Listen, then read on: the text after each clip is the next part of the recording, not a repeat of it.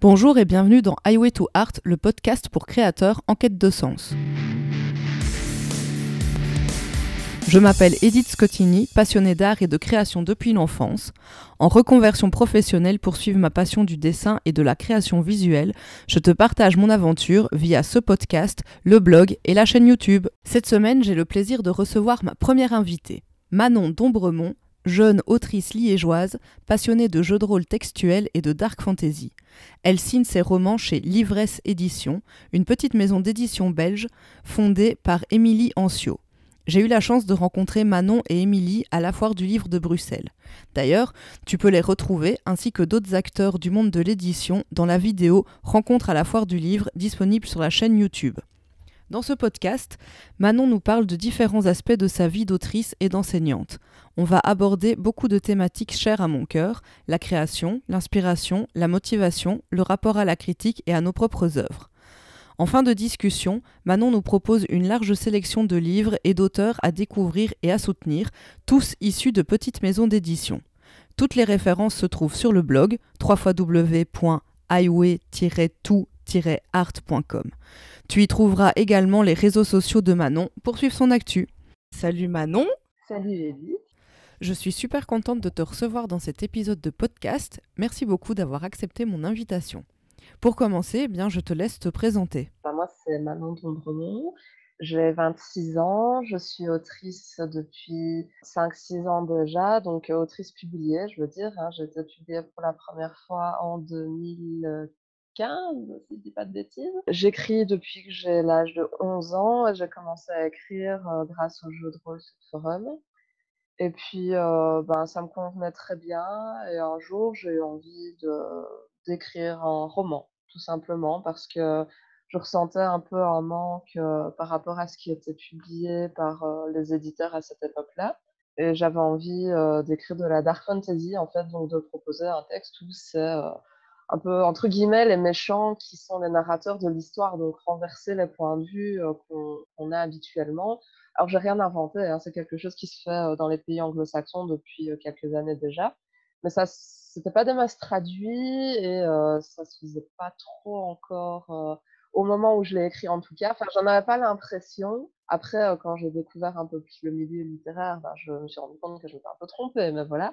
Et donc, j'ai commencé à écrire comme ça. Voilà, pour cette raison. Donc, tu as vraiment commencé à écrire pour combler un manque. On n'est jamais mieux servi que par soi-même, il paraît.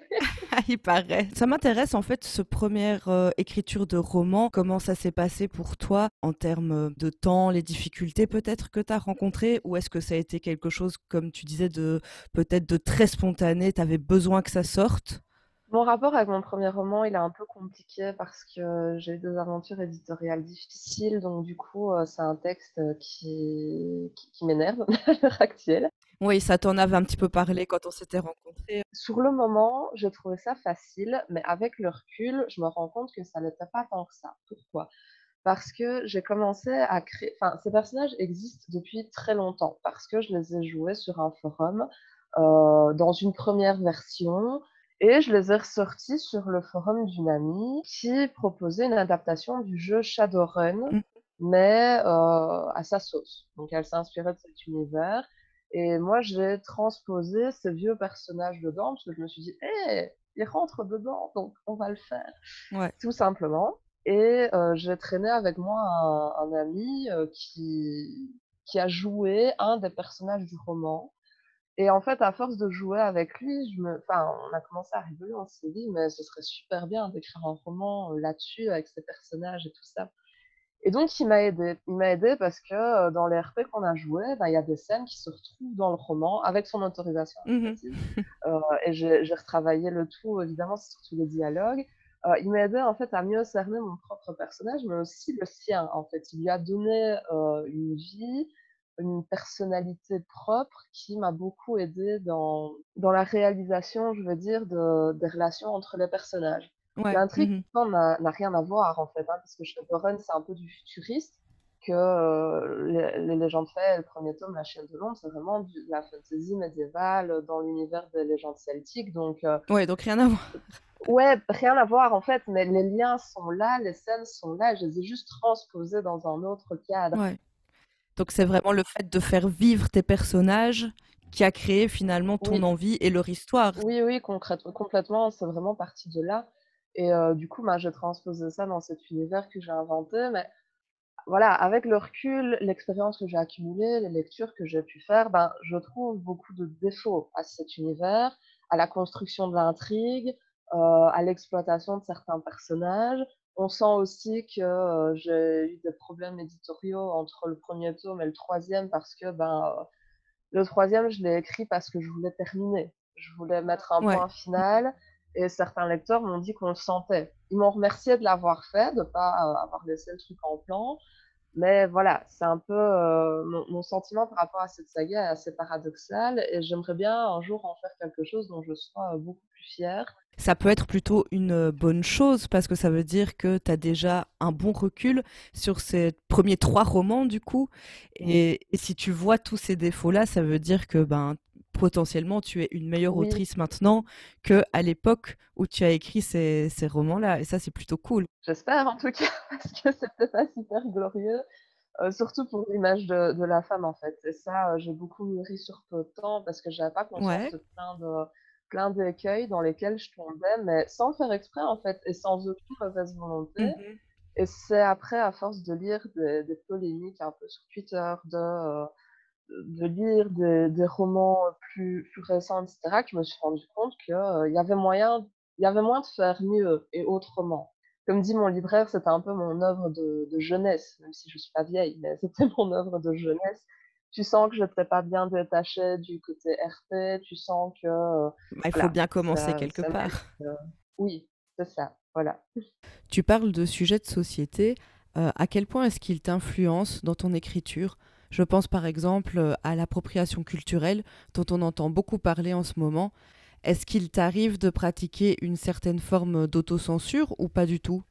Par rapport à la représentation, bah, en fait, je trouve que c'est très difficile d'écrire avec un personnage principal qui n'appartient pas à notre culture, parce que, ben, on va forcément commettre des impairs et du coup, bah, moi j'aimerais bien vraiment écrire un roman sur le Japon, mais j'appartiens pas à cette culture et même si je consomme énormément de culture venue du Japon, je pense que ça suffit pas pour, vraiment Mhm. proposer, quelque chose de crédible et du coup, c'est ce qui me bloque et peut-être que si je voyage au Japon un jour ou si je vais vivre au Japon, je sais pas, ça m'aidera. Mais en tout cas, pour le moment, ouais, c'est un peu trop, compliqué, enfin, ça me bloque, ça me fait peur. Ça me fait peur parce que Ouais, c'est pas quelque mal chose que faire tu les te sens trop. choses.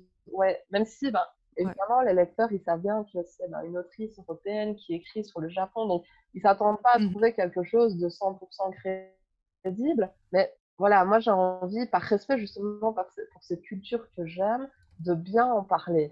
Et je pense que Ouais, c'est ça je la comprends. difficulté quand on a des personnages qui sont pas de la même culture que la nôtre, c'est ben, est-ce qu'on va bien en parler ou est-ce que ben, ça va juste être des vieux stéréotypes dégueulasses, je veux dire, qui tiennent pas la route. Et ça, c'est une question à se poser. Et c'est pareil pour la représentation. C'est important pour moi les droits de la communauté LGBTQ+. Je comprends même pas qu'il y ait Mhm. besoin d'un débat en fait pour leurs droits. Enfin, tout le monde, Ouais, tout je suis être humain d'accord. devrait avoir les mêmes Complètement. droits, peu importe d'où il vient, peu importe son orientation. Enfin voilà. Et du coup, je comprends même pas qu'il y ait besoin de se battre pour ça, mais malheureusement, on vit dans un monde qui en a besoin. Donc, Ouais. c'est une thématique qui me tient vraiment à cœur. Et j'ai envie de mettre dans mes romans ben, des personnages qui appartiennent à cette communauté. Je l'ai fait dans mes romans d'imaginaire, mes personnages sont quasiment tous pansexuels, donc ça règle la question, je veux dire, mais dans Bradva, Rena a une relation intime, je veux dire, avec une fille, mais ça fait pas, enfin, je n'imagine pas lesbienne pour autant, en fait. C'est juste qu'elle est attirée par l'âme d'Elena, Ouais. Mhm. par Oui, par la la personne qu'elle est, tout personnalité, en simplement. fait, plus que par Ouais. elle n'a son sexe n'a aucune importance à ses yeux, Mhm. c'est vraiment sa personnalité. Donc on est encore dans un style de relation différent qui fait que, ben, j'ai pas eu trop de mal à l'écrire, mais j'ai une amie qui est lesbienne et qui je lui ai demandé de me dire si, parce qu'il y a une ou 2 scènes, de sexe et je lui ai demandé de me dire si c'était crédible, en fait, ce que j'avais écrit Oui, oui, oui. Elle m'a Ça- dit, ben écoute, elles sont pas lesbiennes, donc ça va, mais c'est vrai que voilà, et je me suis sentie un peu bête. Et en fait, j'aimerais pouvoir échanger avec des personnes qui sont vraiment dedans à 100%, et je l'ai fait avec elles du coup après, mais après coup, pendant un long moment, parce qu'on s'est retrouvés par hasard sur un salon, on était à l'école ensemble, on s'était perdu de vue, et je l'ai fait avec elle Ouais. après coup, et j'en suis ressortie vraiment enrichie humainement. Et donc ça, si je dois répéter ça ultérieurement, bah, ça m'aidera beaucoup. Mais pendant longtemps, sur les forums RPG, j'ai joué des couples homosexuels, et je me suis rendu compte que j'écrivais mais n'importe quoi. Oh mon Dieu!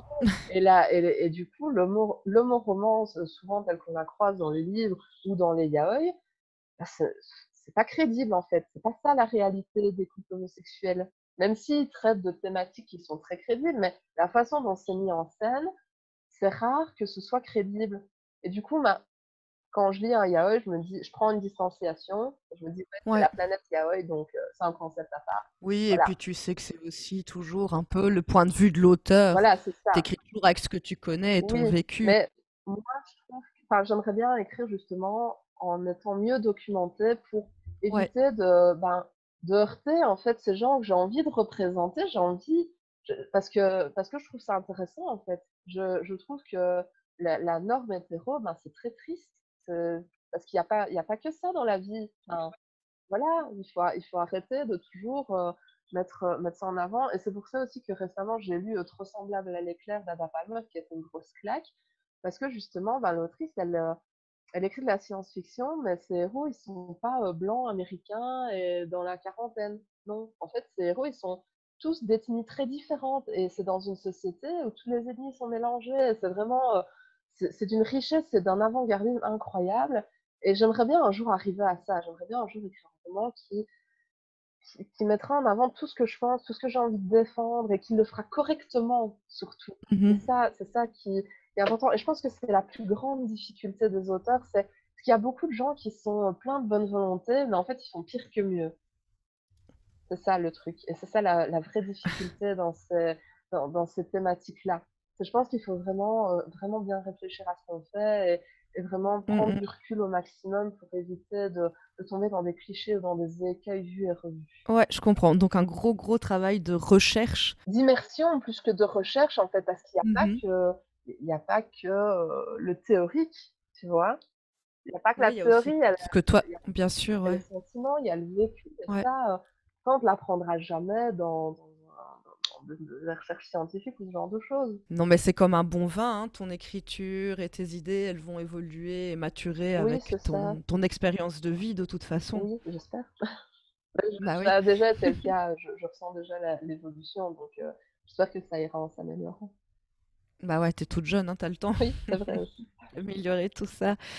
Et du coup, tu as orienté tes études et ton parcours scolaire spécifiquement avec ton amour et ta passion pour l'écriture. Oui et non. Si à l'origine, quand je suis arrivée à l'université, je voulais faire les romanes, Mhm. donc les études littéraires, sauf que, ben, le programme me plaisait pas. Le programme de première année est vraiment fait pour dégoûter les gens, et il y avait 90 de Ah, linguistique et ouf. 10 de littérature, et moi la linguistique, ça me saoule. Enfin, je veux pas dire que ça m'intéresse pas ou que c'est pas important, parce que c'est pas le cas, mais Ouais.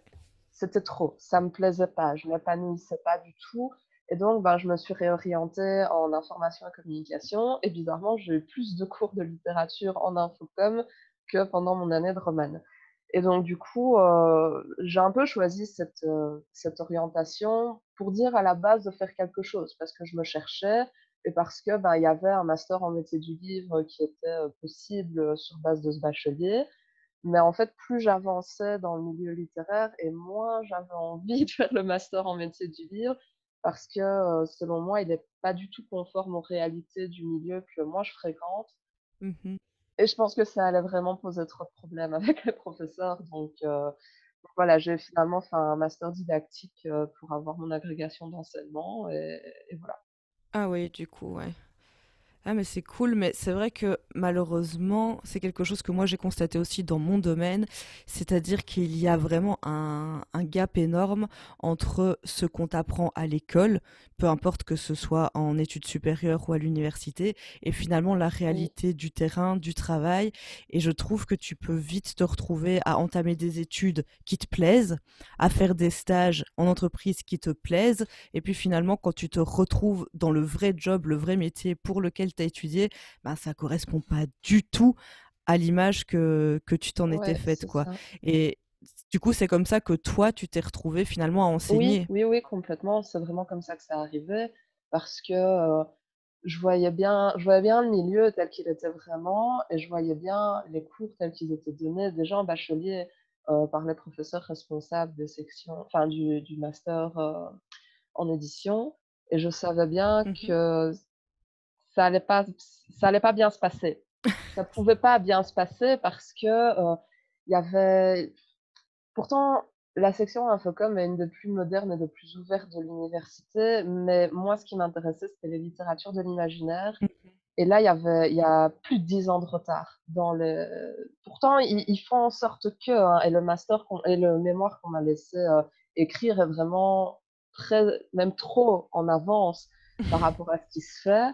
Mais voilà, je ne me voyais pas, avec mon master en médecine du livre. En plus, j'avais vraiment conscience que le milieu est bouché et que ce master ne m'apporterait rien hormis la satisfaction de dire: «J'ai fait un master en métier du livre». Voilà.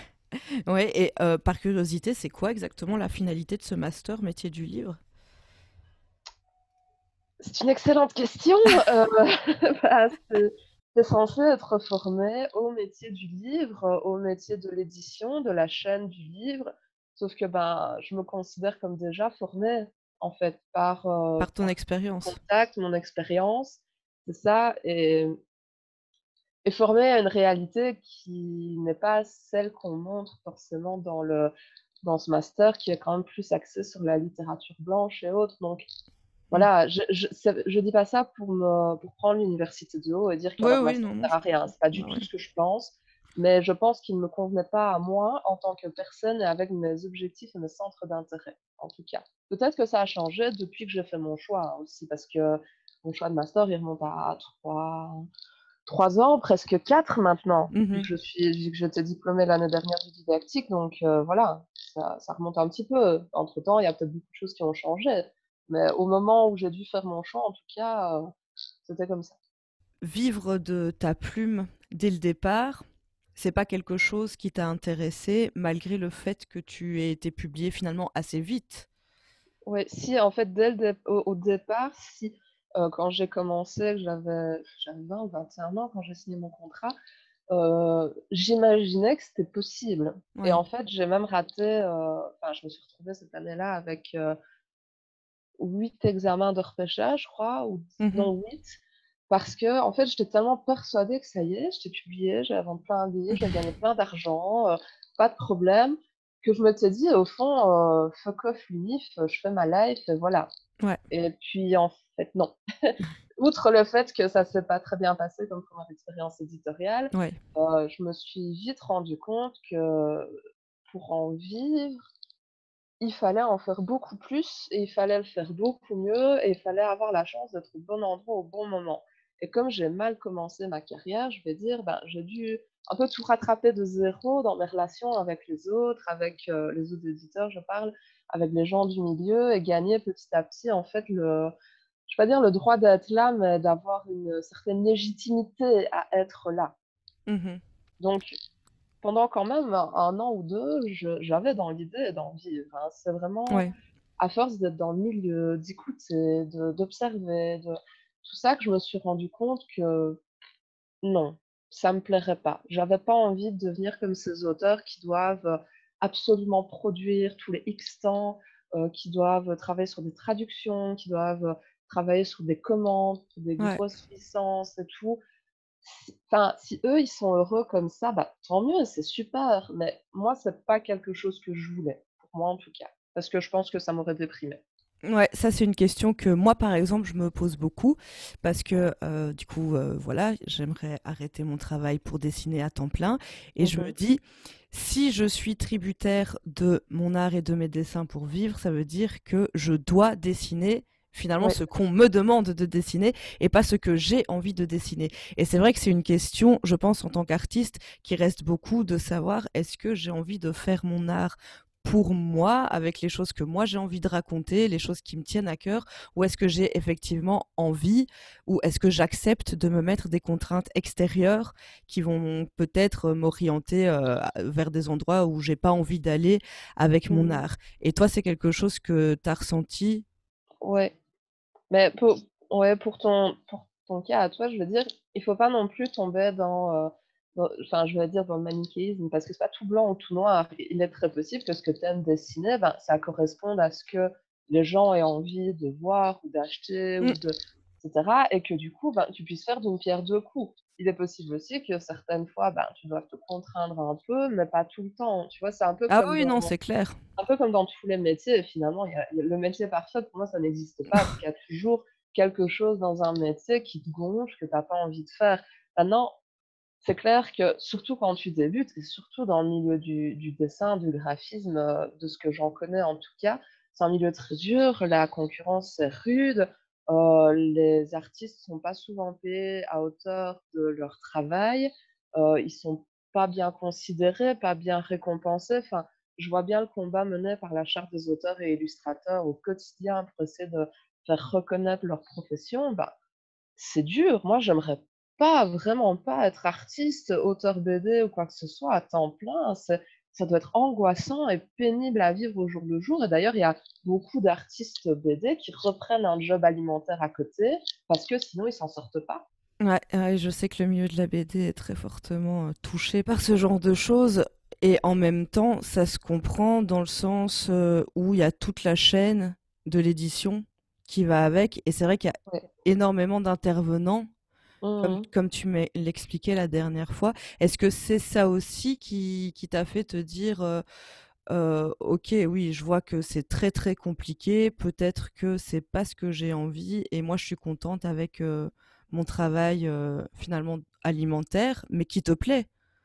Oui, ça a joué, hein, ça a joué clairement parce que je vois bien, j'ai des amis, qui ont décidé d'être autrices, indépendantes et de monter leur micro-entreprise pour en faire leur métier, et pour qui ça fonctionne pas trop mal, mais voilà, c'est toujours tributaire d'une nouvelle sortie, toujours tributaire de ventes, toujours tributaire de plein de choses et on a vu ici avec la crise, qu'on vit, la crise covid, que, ben, il suffit d'un grain de sable pour enrayer la machine. Mm. Finalement. Donc, j'ai pas envie de vivre avec ce stress. J'ai envie de pouvoir, enfin, je veux pas paraître, je veux pas paraître bourgeoise en disant ça, mais j'ai Non, envie de vas-y, pouvoir hein. conserver mon style de vie. Bah oui, je Tu vois? comprends J'ai tout pas à un fait, style ouais, de ouais. vie, excessif, mais si j'ai envie de m'acheter un livre, un manga, de pouvoir dire: «Ben, ouais, je travaille, pas de problème, j'ai de l'argent qui va tomber tous les mois. Je peux m'acheter ce bouquin, je peux faire le plein, je peux aller chez mon libraire indépendant, prendre ce que j'ai envie». Tu vois? Je peux Ouais, aller, ouais, ouais, je je sais comprends tout à pas, fait, ouais. j'ai envie de m'acheter, des fringues, des belles robes pour aller en salon, ben, Mm. OK, je peux aller m'en chercher, tu vois? Oui, oui, c'est sûr que ça t'apporte une liberté. Pas, pas à l'excès, bon, pas une robe à 3 000 balles, on est d'accord, mais je veux dire, voilà, j'ai une certaine liberté et un certain, confort de vie Ouais, c'est que j'ai ça. envie de conserver, que, ben, l'auteur indépendant qui, je sais pas, il a rien écrit depuis 6 mois ou il a rien sorti depuis 6 mois et donc il a plus d'argent qui rentre, ben, qu'est-ce qu'il fait, fin du mois s'il est tout seul? Tu Ouais. vois? Il mange quoi? Il fait ses courses comment? Oui, oui, c'est assez angoissant, hein. Ou alors il faut dépendre d'une autre personne. Il faut être en couple et dépendre d'une autre personne, mais ça, moi, j'ai toujours dit: «Jamais, jamais, jamais». Ça, c'est clair et net. Ouais, je Hors de comprends. question. C'est Voilà. une décision difficile à Oui, prendre, hein. et Ouais, je ne juge pas ceux qui ont choisi de le faire, hein, qu'on soit bien d'accord, mais moi, je ne veux pas, c'est tout. ouais, je comprends tout à fait. J'ai grandi avec une mère, super indépendante, j'ai toujours eu cet exemple-là, je veux pouvoir vivre par moi-même. Point. C'est mon choix. Ouais, c'est tout à fait compréhensible et honorable. Si tu n'avais pas été publié ou si tu galérais à être publié, pour diverses raisons, peu importe, hein, est-ce que tu envisagerais de publier gratuitement sur Internet tes textes, peut-être juste en écrit ou peut-être les lire à tes auditeurs pour je ne sais pas, te faire connaître, pour avoir des critiques, pour espérer attirer l'attention d'un éditeur, ou c'est pas quelque chose que tu envisagerais? Oh, je l'ai fait à une époque, je proposais, à lire un roman sur Wattpad que j'écrivais, je crois que c'était un chapitre par semaine, il y avait ou enfin non, ou ça dépendait, je sais plus. Non, il était écrit et je postais un chapitre par semaine. Hem, je l'ai fait Mmh. tout un temps et mes RP, sur le forum où je suis sont lus par la moitié du forum parce qu'on se fait stalker, c'est très drôle. Ça me dérangerait absolument pas de le faire parce que ce que j'aime dans l'écriture, c'est le partage, en Mmh. fait. C'est de pouvoir discuter avec des gens qui l'ont lu, de pouvoir échanger, d'avoir leur opinion, et cetera. Les droits d'auteur que j'ai derrière, bah oui, ça fait plaisir quand tu es payé, une fois l'année, mais voilà, c'est pas ça qui me fait vivre et c'est justement pour ça que j'ai pas envie non plus d'en faire mon métier principal parce que, ben, j'ai envie que ça reste enfin, que mon sentiment n'évolue pas à ce sujet, en fait. J'ai envie de pouvoir continuer, à vraiment écrire par passion à 100. Mmh. Donc oui, clairement, je pourrais le faire. Je le fais plus parce que j'ai plus écrit, en fait, en dehors du RP, pour le fun. Le roman que je viens de terminer, c'était une commande d'Emily, donc Mmh. forcément, ben, j'étais concentrée sur ça. Le texte que j'ai écrit avant, c'est un texte qui était disponible gratuitement, pendant tout un temps. Livre-Book proposait des nouvelles, gratuites pendant les fêtes, par exemple, ce genre de choses et on touchait pas de droits Mmh. dessus, Ouais. ça restait gratuit, c'était un calendrier de l'avent et j'étais super contente de Oh oui, je participer me à doute. chaque fois, quoi. J'étais toujours dans les premières à envoyer un texte, à Lilian, donc ouais, clairement, ça me pose aucun souci. Ça me pose aucun souci de le faire, c'est juste que j'ai plus de matière pour le Ouais, pour faire, le moment, ouais. tout Ouais, je simplement. comprends. Ouais, pour le moment. Donc Et voilà. tiens, comment ça se passe, donc c'est Livresse Éditions qui t'a commandé un nouveau bouquin, si j'ai bien compris? Et Oui. du coup, vas-y, ouais, je veux bien que tu me racontes un peu comment ça se passe. Est-ce qu'elle te dit: «Oh voilà, je veux un livre, enfin je veux ce j'aimerais un livre C'est pour telle date, débrouille» c'est pas super glorieux comme non, histoire. je voudrais un livre pour telle date, Mais débrouille-toi, ou est-ce que c'est beaucoup plus cadré que ça, beaucoup moins cadré que ça? Enfin, bon, je vais raconter la vraie histoire. vas-y. Donc tout a commencé un samedi au retour de Montlive dans un restaurant chinois. Ah! On dormait chez on dormait chez Lydie avec, Sonia Essa William et Bertrand Crapet. Et on revenait du salon, on avait la dalle et donc on s'est arrêté au resto chinois pour manger. C'est un bon début d'histoire. Et ouais, c'est un bon début d'histoire. Ça commence toujours bien dans un resto chinois et on commence à discuter. Je sais plus précisément, il y avait quelque chose qui avait énervé Émilie. Je sais plus ce que c'était. Je crois que c'était un article qu'elle avait lu, mais alors le sujet m'échappe complètement. Et elle dit, «Ouais, il y a des coups qui se perdent» et moi, genre, en rigolant, je dis: «Ouais, des coups de pelle, qui se perdent, c'est bien efficace comme arme». Alors on rigole et puis si tu imagines un personnage qui frappe sur les gens, à coups de pelle et là, Bertrand, il renchérit parce qu'il était parti: «Bah ouais, coup de pelle, ah là là» et on peut faire plein de jeux de mots avec coup. Alors il sort, coup de mou, coup du sort aussi, enfin voilà enfin il sort plein de Mmh. bêtises et je dis: «Ah ouais, mais ce serait marrant de faire un roman avec un personnage qui s'appelle Coup de pelle et qui aurait un copain qui s'appelle Coup du sort et Coup de mou, ça pourrait être un espèce de ver de terre géant et oups et donc Ouais, et Émilie là, rigole et ça dit: «Ah part, hein. ouais, ça Mmh. pourrait faire un super roman jeunesse», parce qu'elle cherche toujours des romans jeunesse. Elle dit: «Ah ouais, ce serait bien et si tu l'écrivais?» «Ah ouais, allez chiche» Et et donc donc voilà, tu t'es retrouvé et donc embarqué voilà, dans une histoire avec un ver oui, géant et des coups de elle pelle. a avec un ver géant exactement et un personnage dont le nom de famille est Coupet et donc heu et donc c'est parti comme ça. Mais alors ça devait être un roman jeunesse à la Ouais, base, mais toi, t'écris pas de sauf jeunesse. que sauf que j'écris pas de jeunesse, donc Ouais. j'étais très décidée à essayer, à le Mmh. faire sérieusement, sauf que c'est parti en cacahuète au bout de quelques chapitres à tout péter et donc plus j'avançais et plus j'envoyais à Émilie: «Mais ça va pas être jeunesse ça Émilie, ça va jamais le faire, ça va être tout public mais jeunesse ça va jamais le faire». Le héros pourtant a 13 ans, mais voilà et donc de fil en aiguille, de truc qui se passe en truc qui se passe, c'est devenu, un roman à part qui est pas trop jeunesse, mais qui est pas non plus, pour public averti à Mmh. 100. Disons que ça ressemble peut-être un peu à un Tim Burton, tu vois? Une ambiance, Ah, ça qui c'est est cool, hein. sombre, mais qui reste, ouais, mais voilà, mais qui reste quand même accessible. Il se passe des trucs un peu grand guignol Mmh. parfois, voilà et donc c'est parti de là et si je dis que c'est une œuvre de commande, c'est parce que clairement, bah, j'ai écrit un plan à Émilie, j'ai fait ça bien et tout avec des j'ai détaillé les personnages, un plan. Le premier plan n'a plus rien à voir avec ce que c'est aujourd'hui. Il y a juste deux trois personnages qui sont restés parce que ça devait être dans une école de magie à Liège qui était, sous l'université. Enfin, Mmh. voilà, au final, l'école est restée, mais l'action se passe pas du tout dedans.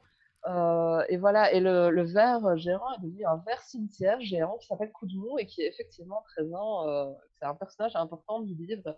Donc voilà, Bertrand, spécial dédicace à toi, Allez, même tu as s'il le piqué ma en curiosité. lisant.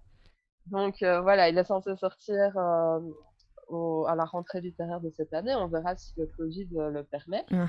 Mais voilà, c'est venu de là. Donc Émilie m'a oui, elle a validé un synopsis qui a changé entre-temps, mais elle a validé les synopsis suivants aussi. Elle m'a donné plus ou moins une deadline aussi. Elle Mmh. m'a dit: «Voilà, il faut que ce soit fait pour, si tu veux que ça sorte pour ça, il faut que ce soit fait pour ça». On a signé le contrat quand le roman était pas encore terminé. Non. Donc ça en a fait un livre de Ouais, commande, oui, hein. bah oui. Mais voilà, c'est elle a quand même été elle m'a encadrée, elle a été critique, mais elle m'a laissé une certaine liberté quand même. Ouais. Et elle a bien compris qu'au bout d'un moment, ce serait pas un roman de Oui. jeunesse, donc elle a fait son deuil de ça. Allez, c'est cool. Bon, bah, si je dessine des vers géants dans les prochains jours, ce sera de ta Voilà, faute. tu pourras tu pourras, participer à un concours de fan art ou quoi si tu Ah veux, ouais, ah ouais, au bonne plaisir, idée. n'hésite pas, n'hésite On pas. lancera ça un concours de fan art de vers géants. De verre géant, tout à fait. C'est une idée qu'on a, je sais pas si on le fera vraiment, pour le lancement du livre, mais c'est une idée qui a germé dans nos esprits. Ouais, c'est une super idée. Je plus sois. Ou plus, ouais. Concernant les couvertures de bouquins, est-ce que toi, en tant qu'auteur, tu as un regard sur la couverture du livre et quel rôle tu joues là-dedans? Ben, pour celui qui va sortir, en fait, c'est même moi qui ai choisi la graphiste parce que, ben, c'est, une artiste liégeoise et comme le roman se passe à Liège aussi et cetera, j'avais envie de conserver cette Mmh. unité, liégeoise. Elle m'envoie les croquis de base, donc pour la position des personnages, elle m'envoie ses idées et elle me fait tout valider étape par étape, en fait. Ouais. Enfin, elle nous fait tout valider à Émilie et moi, en tout cas, on a Mmh. une conversation à 3. Donc j'ai vraiment un regard absolu, mais même des fois sur des trucs, elle me demandait, il y a quelques jours, pour les couleurs. Je lui dis: Ouais. «Mais je sais à peine choisir mes fringues pour les mettre ensemble, qu'est-ce que tu me demandes de choisir les couleurs?» Tu vois?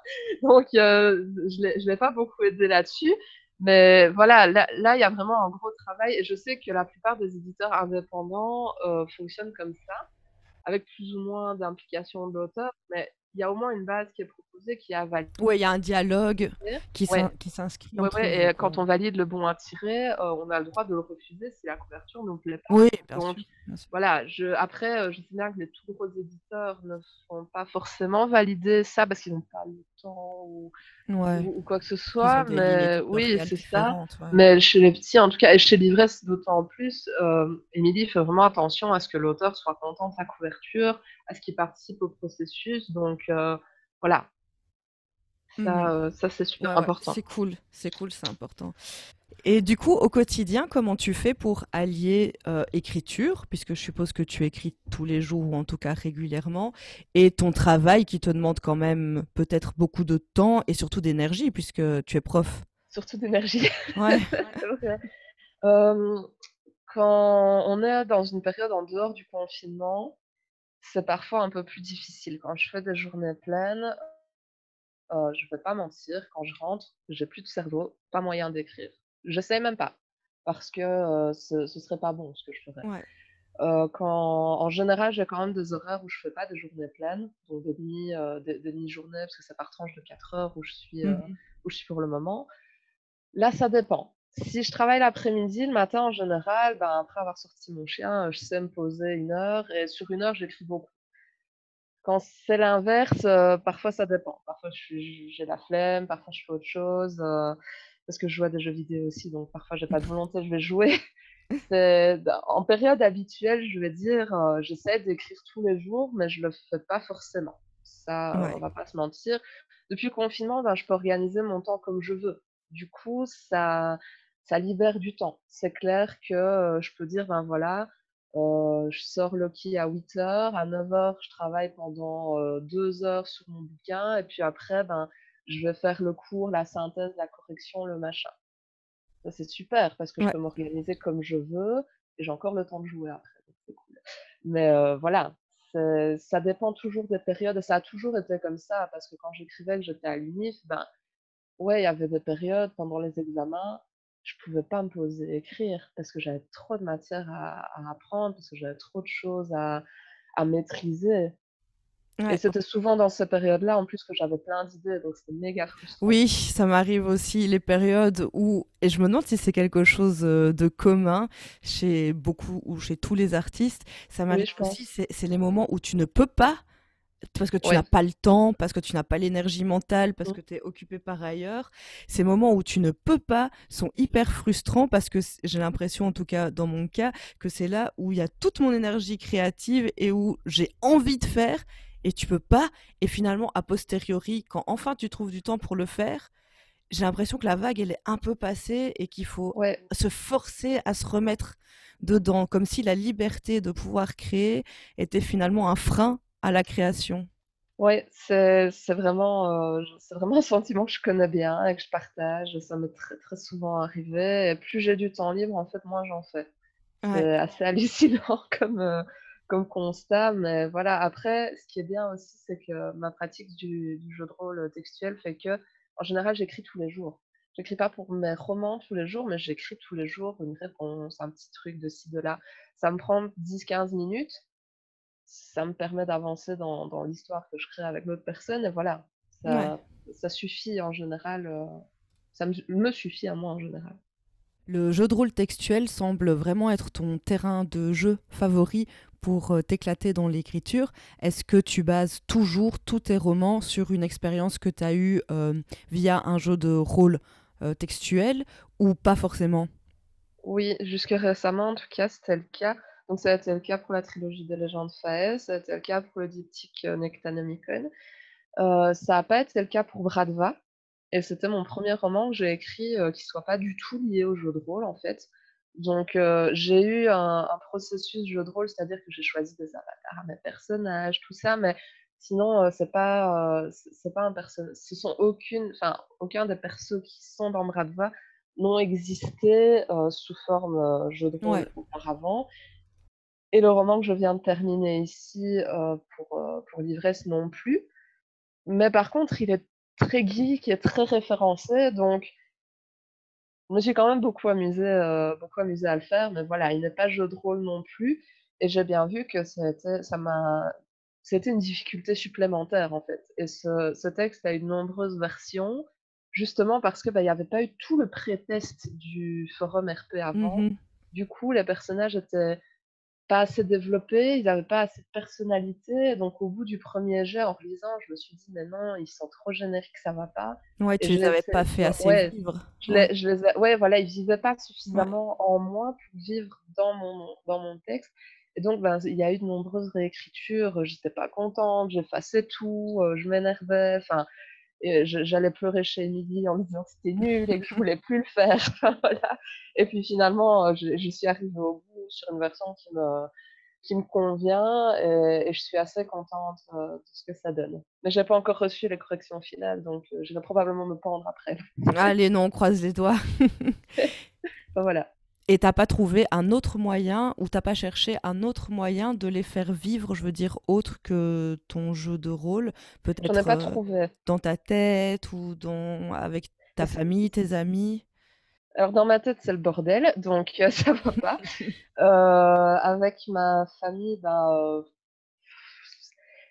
c'est un peu compliqué parce qu'ils comprennent mon job hobby, je vais dire, mais ils sont pas enfin, ma mère est une grande lectrice, mais elle a pas je veux pas dire qu'elle manque d'imagination, mais elle serait pas capable, en fait, d'inventer des personnages ou quoi que ce Ouais, il y a soit, mais personne qui a du parfois répondant. Non, c'est ça, même si Ouais, parfois je discute avec elle d'une idée, je lui dis: «Tiens, est-ce que, tu trouves que c'est intéressant ça? Ou est-ce que tu trouves que ce serait bien ça?»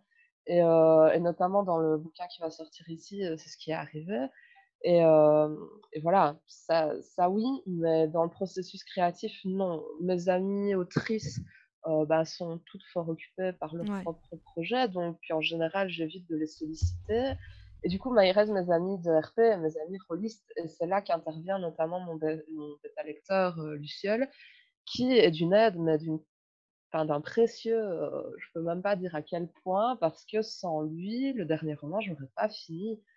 Il a été là, il m'a donné enfin, il a fait, certaines recherches pour m'aider pour Mmh. comprendre le contexte parce que ça se passe à Liège, donc c'est un gars super organisé. Donc lui, on lui donne un concept, on lui donne un endroit, il va faire plein de recherches. Tu vois? Il vraiment universitaire à fond, il va faire plein de recherches, il va te faire des belles synthèses et tout et il va dire: «Tiens, j'ai appris ça sur ça, peut-être que tu pourrais Ah, l'utiliser. c'est Tiens, super, regarde ouais. ça». Oui et ça m'aide vraiment, vraiment beaucoup et Ça te en fait fait des anecdotes très réelles c'est à ça, ancrer dans ton c'est ça. roman. Ouais. Oui, clairement et il lit mes chapitres au fur et à mesure que je les écris et Ah! il me donne son opinion. Il me dit, «Bah, tiens, ça c'est une bonne idée, ça j'ai été surpris, ça je l'ai vu venir, Ouais. donc peut-être qu'il faudrait, mieux l'amener». Quand j'ai relu, CCP, enfin c'est le roman qui va sortir, il l'a relu aussi en entier, donc il se tape tous les chapitres au jour le jour, plus après les relectures en complet et pas qu'une fois pour m'aider et il me dit: «Tiens, à cet endroit-là» parce que comme j'écris au jour le jour et que j'écris avec un plan, mais souvent le plan il part en couille au bout de 2 chapitres, il me dit: «Tiens, regarde ça, c'est plus raccord avec ce que tu as fait avant, donc il faut harmoniser. Ouais. Tiens, cet endroit-là, il se passe ça, mais ça sort un peu de nulle part, il faudrait mieux l'introduire avant». Ou, «Tiens, mais là, tu avais dit qu'il avait plus de téléphone et puis d'un coup, il a un téléphone». Ouais. Donc tu as vraiment besoin de quelqu'un qui Oui, finalement t'encadre, oui, te donne clairement. des pistes de réflexion Mmh. et te stimule aussi dans ta Surtout me sti créativité. Ouais, surtout me stimule, en fait. Il fait le taf, d'un directeur de collection alors qu'il est pas du tout formé, à ça. Il s'est formé en même temps que moi parce que je le connais depuis avant que j'ai commencé à écrire des romans, en fait. Parce qu'on s'est connus sur un jeu de rôle aussi et Mmh. on s'est plus jamais vraiment quittés, depuis et il fait vraiment le taf d'un directeur de collection, d'un agent un peu, d'un agent Ouais, littéraire, quoi. ouais. Mais il a pas de qualif en soi, hormis ses appréciations de lecteur et ses compétences, en correction d'orthographe et sa vigilance à 200. Mais voilà, il fait un travail pour lequel il mériterait vraiment d'être payé, mais il m'engueule à chaque fois que je lui dis parce qu'il trouve que c'est important d'aider ses amis. Mais Donc écoute, voilà. quand tu écouleras des best-sellers 3 fois par an, Ah mais je lui ai promis, on partagera, les gros bénéfices, que je compte faire parce qu'il le mérite franchement, sans lui, comme dit le dernier texte, je l'aurais pas achevé, je l'aurais jamais achevé, je l'aurais abandonné, ouais, j'aurais laissé je vraiment comprends. tomber donc Ouais, le soutien, c'est il hyper ouais, important, hein. Mmh. ouais, ouais, c'est super important et il fait un travail, énorme qui mérite tellement plus que juste dire merci en fait, Ouais, que je je sais même pas comprends. comment le remercier. Je comprends, je comprends. Et en termes de soutien, est-ce que c'est une des seules personnes qui te soutient ou est-ce que tu vas aussi chercher peut-être du soutien chez d'autres auteurs via peut-être des forums ou... Alors c'est la personne principale qui me soutient, on va pas mentir, parce qu'il en fait beaucoup. Maintenant, c'est pas le seul, il y a Lorraine qui me soutient moralement, souvent, elle me Mhm. ramasse à la petite cuillère. Il y a Émilie Oui, aussi qui me soutient à l'arbalète, elle, avec des menaces, non des menaces j'exagère, mais qui me soutient un peu plus, elle me secoue en fait. oui. Elle, c'est pas dans le sens du poil, c'est: «Oh maintenant tu arrêtes tes Ouais, allez, on conneries y et va, tu hein. vas te ca» ouais c'est ça, voilà. Ouais. Mais ça aide parce qu'on n'a pas toujours besoin du même type Non, de de soutien soutien. non plus. En effet, oui. Mes parents me soutiennent à leur façon, bah, en me prêtant la voiture pour aller en salon ou en venant avec moi ou en gardant mon chien quand je pars parce que Loki en salon, ce serait l'enfer, pour moi et pour les gens sur le salon aussi parce qu'il est mignon tout plein, mais il est pas toujours, très sociable. Voilà, ils m'aident à leur manière, mais le soutien d'autres auteurs, c'est déjà arrivé. Je me souviens notamment d'une conversation avec, Manon Fargeton à la Foire du Livre. Mhm. C'était le vendredi de la nocturne parce qu'il y avait pas grand monde et je sais pas comment on en est venu à parler du fait que j'écrivais et tout, parce que j'étais pas là pour ça à la base. Elle était d'une gentillesse et d'une mais vraiment, j'en ai pleuré, j'avoue, j'en ai pleuré devant elle, parce qu'elle m'a dit les mots que j'avais besoin d'entendre à ce moment-là. Elle Mmh. était, adorable, tellement, pleine de bons sentiments. Ça elle m'a vraiment inspirée, elle m'a aidée à ce moment-là, à me remettre un peu le pied à l'étrier. Mmh. Il y a d'autres auteurs, d'autres éditeurs qui sont très gentils avec moi. C'est déjà arrivé, les éditeurs du Chat Noir, Mathieu et Cécile, ils sont très gentils, ils sont pour, je vais pas dire pour aider, mais je leur ai déjà envoyé, enfin c'est connu, j'ai déjà envoyé, un roman chez eux qui n'a pas Mmh. été pris et ils ont pris la peine de me faire un retour très précis du pourquoi, pour Ouais. m'aider à évoluer et grâce à ça, j'ai beaucoup évolué et ça m'a aidée. Ça m'a aidée. J'étais triste et Oui. ça m'a super fort aidée. Donc il y a des gens bienveillants dans ce milieu qui sont prêts à donner de leur temps quand on le mérite et qu'on n'en abuse pas aussi. Ouais, Parce que je voilà, moi comprends. j'aime pas être un poids non plus. Non, non, c'est sûr. Et du coup, suite à, par exemple, ce retour des éditions du Chat Noir, est-ce que tu as complètement retravaillé ton roman ou est-ce que juste tu as pris ces critiques et ces évolutions que tu as constatées pour les mettre dans un autre roman? J'ai plutôt pris, ces critiques pour les mettre dans un autre roman parce que le texte en question, en fait, j'avais grandi entre-temps dans ma tête et le texte en question ne me convenait plus du tout de Hmm. la manière dont il était fait et c'était plus moi, ça me ressemblait plus et Ouais, donc j'avais pas envie de le retravailler, en tout cas pas dans l'immédiat. Je voulais attendre de prendre encore plus de recul. Donc j'ai plutôt pris leurs conseils pour les appliquer sur d'autres textes, dont, le roman qui va sortir, ici et un autre sur lequel j'ai travaillé mais que j'ai pas encore fini et ouais, ça m'a aidé à passer un cap, dans mon écriture et à tourner un peu, je vais pas dire tourner la page du jeu de rôle parce que j'en fais toujours et que ça m'aide, mais en tout cas à plus utiliser des personnages de jeux de rôle directement, dans mes romans. ouais, à plus compter autant sur ça pour Ouais, t'aider c'est à ça. démarrer. Ouais, Ouais, ça m'aide plus à me motiver, à me faire du bien, tu vois? Un peu comme, quand tu vas faire du sport parce que tu aimes ça ou que tu vas, je sais pas, te promener dans la forêt parce que tu aimes bien photographier les oiseaux, je sais pas. C'est plus dans ce sens-là maintenant que je pratique le jeu de rôle que vraiment dans un but, il faut que j'en fasse quelque ouais. chose. C'est peut-être un peu plus sain aussi et ça te permet peut-être de Oui, t'amuser un peu plus finalement parce que tu as moins de pression oui, c'est de... beaucoup plus sain et c'est pour ça que je rejoue sur un forum, dans l'univers d'Harry Potter pour être bien Hmm. sûr de pas me trahir derrière parce que, voilà, tu peux pas exploiter des Non, personnages, qui t'appartiennent pas. On les joue, mais tu peux pas en faire quelque chose de commercial donc enfin, en voilà, effet, c'est sûr. il y a plus il y a vraiment plus de soucis. Puisqu'on parle de critique constructive, est-ce que c'est quelque chose que tu sollicites beaucoup auprès d'autres auteurs? Par exemple, dans mon domaine, on a souvent tendance à poster nos images en cours afin de demander de l'aide sur certains points pour arriver à créer une illustration beaucoup plus aboutie finalement. Mmh. Est-ce qu'il existe des communautés en ligne où tu pourrais poster tes textes en cours d'écriture afin de solliciter quelques retours? Et si c'est le cas, est-ce que tu les utilises ou pas? Et est-ce que toi, tu vas y apporter de l'aide ou pas? Alors, il existe des endroits comme cela, je pense notamment à Cocyclic, qui est une communauté qui existe depuis super longtemps.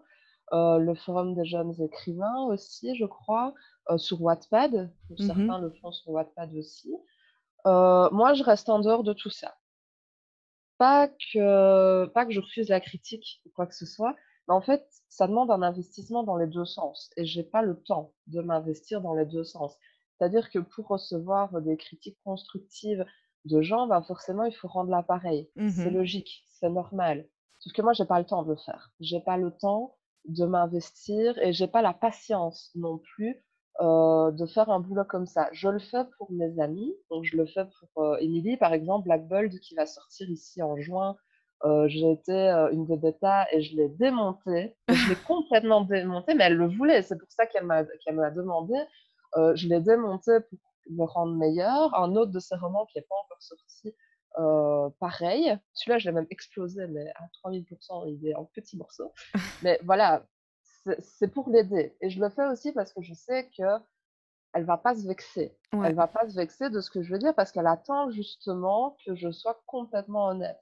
Donc ben, ça va. Dans une relation comme ça, oui, mais lire le livre d'un inconnu ou d'une personne que je connais moins bien et lui faire des critiques, ça me met mal à l'aise. Ça me met mal à l'aise parce que je me trouverais pas légitime, en fait. Je suis pas éditrice de métier, même si j'ai fait des stages, même si j'ai gagné de l'expérience et parfois j'ai un peu de mal à différencier, mes goûts personnels de ce qui est vraiment bon. Parce que j'ai Mmh. un degré d'attente qui est différent peut-être de celui du grand public. Donc je sais pas, c'est moi je reste, loin de toutes ces communautés, mais je comprends parfaitement qu'il y ait des gens qui en aient besoin et qui y trouvent leur plaisir et tant mieux, c'est important que des endroits comme ça existent. Mais voilà, j'ai corrigé un manuscrit de Lorraine, par exemple, je l'ai pas plus apprécié que ça et Mmh. du coup, elle l'a mis de côté parce que, ben, ça l'a elle a eu besoin de le digérer, en fait. Elle a eu besoin de le digérer et moi, ça m'a rendue très triste de lui avoir fait de la peine, même si elle m'en veut pas et voilà. Donc c'est pour éviter des situations problématiques comme celle-là que j'évite en général et c'est pareil sur mon blog de chronique littéraire. Je parle pas des romans que j'ai pas aimés ou dont sur lesquels j'ai vraiment rien de bien à dire, j'en parle pas. Et il y en a beaucoup que j'abandonne ou que je termine mais que je chronique pas justement parce que, j'ai pas envie de me lancer là-dedans parce que c'est pas ça poserait trop de problèmes en fait, trop de prises de tête. Moi je suis Ouais. anti-drama donc voilà. Je comprends bien, je comprends bien. Je posais la question parce que, du coup, par exemple, pour en revenir à ce que je connais et donc au dessin, quand on propose ces œuvres comme ça à la critique, on s'attend à des retours donc constructifs, mais parce que il y a des règles et des fondamentaux à Mmh. respecter, tu vois, en dessin, en création d'images. Et je ne sais pas si c'est pareil en littérature ou si finalement est-ce que tout n'en revient qu'à une question de personnalité et de style et qu'il n'y a pas vraiment de guidelines, de guide, je ne sais pas. Ben, c'est un peu une question compliquée parce que évidemment et je pense que c'est pareil en dessin, il y a le style personnel de l'auteur qui Mhm. joue. Tu un style un coup de crayon ou, un style d'écriture, ça reste personnel. Il y a des artistes qui font de très belles choses, mais j'aime pas leur univers, Ouais, par exemple. C'est la même chose dans le milieu de la littérature. Il y a des auteurs qui écrivent de très beaux romans, mais j'aime pas le genre littéraire ou j'aime pas, la façon dont il ou elle écrit et du coup, ben, ça me plaît pas. Est-ce que ça en devient un mauvais roman pour la cause? Non, il me plaît juste pas à moi en tant que lectrice ou en tant qu'autrice. Dans le milieu de la littérature, c'est plus comme ça. Est-ce qu'il y ouais, a des canons? Ben, oui, ça va dépendre de l'éditeur auquel tu l'envoies, en fait. Tu vas pas envoyer, de la science-fiction au Chat Noir. Tu vas pas envoyer, je réfléchis, une pièce de théâtre à l'ivresse alors qu'il est clairement écrit qu'ils font pas de théâtre, tu vois? ouais, ouais, C'est tout à fait. c'est plus dans ce sens-là, donc c'est ça aussi que je trouve compliqué dans l'exercice de bêta lecture, c'est finalement, il y a des textes qui pourraient très bien convenir en l'état à certaines maisons d'édition, mais pas à d'autres et du coup, bah, qu'est-ce que tu fais? Comment tu le dis? Comment tu l'expliques? Parce qu'il faut avoir le recul aussi pour se rendre compte que c'est ça et pas juste une Oui, affaire de goût. oui, Quand on écrit des romans young adultes, par exemple, bah, il y a souvent des tropes qui reviennent.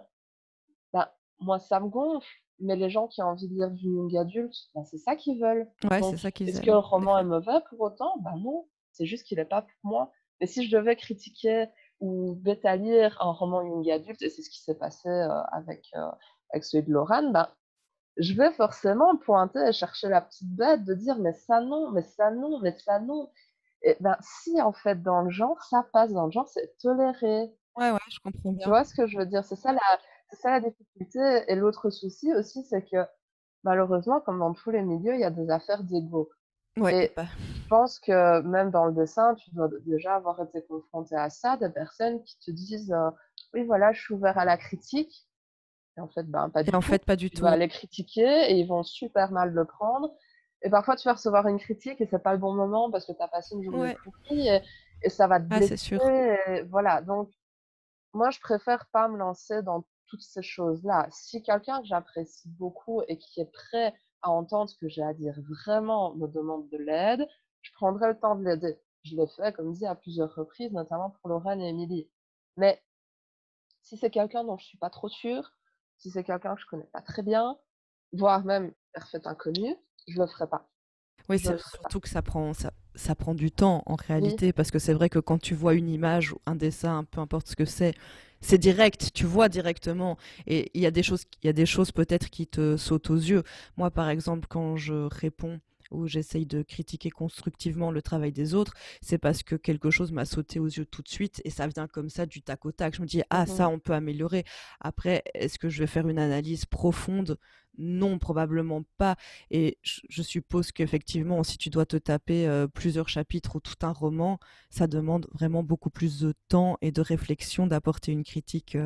Ouais et ça implique de lire sur mon ordi parce que je travaille sur Word, Mhm. donc avec l'outil commentaires pour mettre les commentaires Ouais, directement aux endroits problématiques, donc ça implique un degré de concentration assez gros pour moi parce que ça me fatigue les yeux de lire ouais. sur ordi tout simplement. Je peux rester des heures et des heures sur mon écran, mais lire beaucoup, en tout cas lire un RP, bah oui ça va, mais lire beaucoup des chapitres et des chapitres, ça demande ouais un gros effort donc bah, c'est peut-être un peu égoïste, mais je prends la peine de le faire que pour les gens que j'aime et qui le méritent selon moi, quoi. Ouais, je comprends, tout à fait. Et en parlant de d'ego, du coup, de surdimensionné et de critique, est-ce que ton art t'a fait évoluer dans la manière dont tu te perçois, ton rapport avec ton ego, avec ta personnalité, avec tes attentes par rapport au monde? Par exemple, moi, accepter la critique et faire ce travail de arriver à mettre de côté tes sentiments, enfin mes sentiments, mes émotions, mon ego, c'est quelque chose qui a pas toujours été facile et ça m'a beaucoup Mmh. fait grandir. Je voudrais savoir un peu toi, comment ça s'est passé? Si oui, clairement, ça m'a vraiment permis de gagner en maturité, ben, déjà sur la critique, hein, la Mmh. critique des lecteurs. Heu, Quand on commence, on sait qu'on va recevoir des critiques qui seront pas toujours positives, mais on le sait sans savoir, tu vois? Sans l'avoir vécu, on le sait Mmh. de manière intellectuelle, mais on ne le vit pas. Quand on reçoit, ces premières critiques, négatives, même argumentées, ouais, on se prend une claque. On se prend une claque et c'est pas super agréable. Non, surtout vu tout le temps et le travail que tu as mis. Ouais, c'est ça. Mais par contre, ben, on apprend aussi à prendre du recul. Avec les légendes fées, j'ai reçu assez tôt une critique qui était, très constructive, mais qui pointait énormément de défauts dans mon roman et la première fois que je l'ai lu, ça m'a fait vraiment de la peine. Mmh. J'avais les larmes aux yeux, je me sentais nulle, mais nulle! Je me disais: «Mais c'est pas possible, pourquoi j'écris en fait? Pourquoi je fais ça?» Et puis j'ai discuté un peu avec la personne et je suis toujours en contact, avec lui, Yannick, si tu nous écoutes, il sait que c'est lui parce que j'en parle souvent. Heu, Bah, j'ai réfléchi, je me suis dit: «Mais ce qu'il dit, c'est intelligent en fait. Ce qu'il dit, ça a du sens. Donc je vais prendre note de ce qu'il dit et pour le prochain roman, je ferai gaffe». Mmh. Et donc c'est comme ça que j'ai commencé à évoluer et ça m'a tout au long de ma carrière, hein, qui est assez brève vu que ça fait que 5 ans, ben, à chaque fois que j'avais des retours, sur des éléments négatifs, justifiés, hein, parce que toutes les critiques ne sont pas justifiées. Parfois, il y a des gens qui ne savent pas Oui, expliquer, ouais. pourquoi ils ont pas aimé. Il y a des gens qui sont de mauvaise foi aussi et qui disent: «Ah, c'est nul», mais qui savent pas justifier le pourquoi. Bah, quand je recevais des critiques constructives, je note tout sur un post-it, sur un document, j'ai tout rassemblé sur un document, il y a pas si longtemps et je fais attention sur les prochains titres. Je dis: «Ah ben tiens ça, ah ben tiens Mmh. ça» et c'est comme ça que j'ai évolué aussi par rapport aux jeux de rôle parce qu'une critique que je recevais parfois c'est, ben, on sent que les personnages ont vécu avant parce qu'il y a des références qu'on comprend pas. Et je savais, moi, en mettant ces références, que c'était des clins d'œil juste pour mes copines de RP qui allaient les voir, mais Oui, ça a pas sa place dans un roman, oui. bah, voilà, j'ai réfléchi après en me disant: «Bah, oui, mais le lecteur qui comprend pas, peut-être sur le moment, il va pas s'arrêter dessus, mais il y en a peut-être certains qui, justement, ça va les déranger de pas comprendre et qui Ouais, vont bah, chercher ce qu'ils ont raté mmh. et du Peut-être ils coup, vont bah relire ou pas oui, c'est comprendre, ouais. ça et pas comprendre et se dire: «Mais d'où ça sort?» et du coup, bah, voilà, j'ai arrêté de faire ça, par exemple. Ou alors je le mets de manière à ce que d'autres personnes puissent comprendre. Voilà, Mmh. oui, clairement, ça m'a aidé à mûrir parce qu'accepter la critique, l'air de rien, c'est pas quelque chose de facile.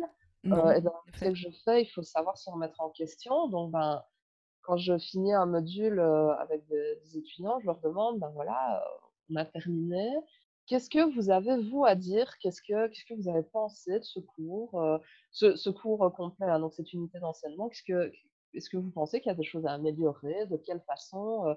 Elle me regarde, avec des yeux de poisson mort en me disant: «Elle est sérieuse? Elle veut vraiment qu'on lui dise des choses négatives sur Waouh, ce c'est la cours?» première prof du monde. Mais souvent, ils me disent ça et alors, bah, ils osent pas. Ils disent: «Oui, mais ouais, vous allez nous moufler après». Mais non, promis, non.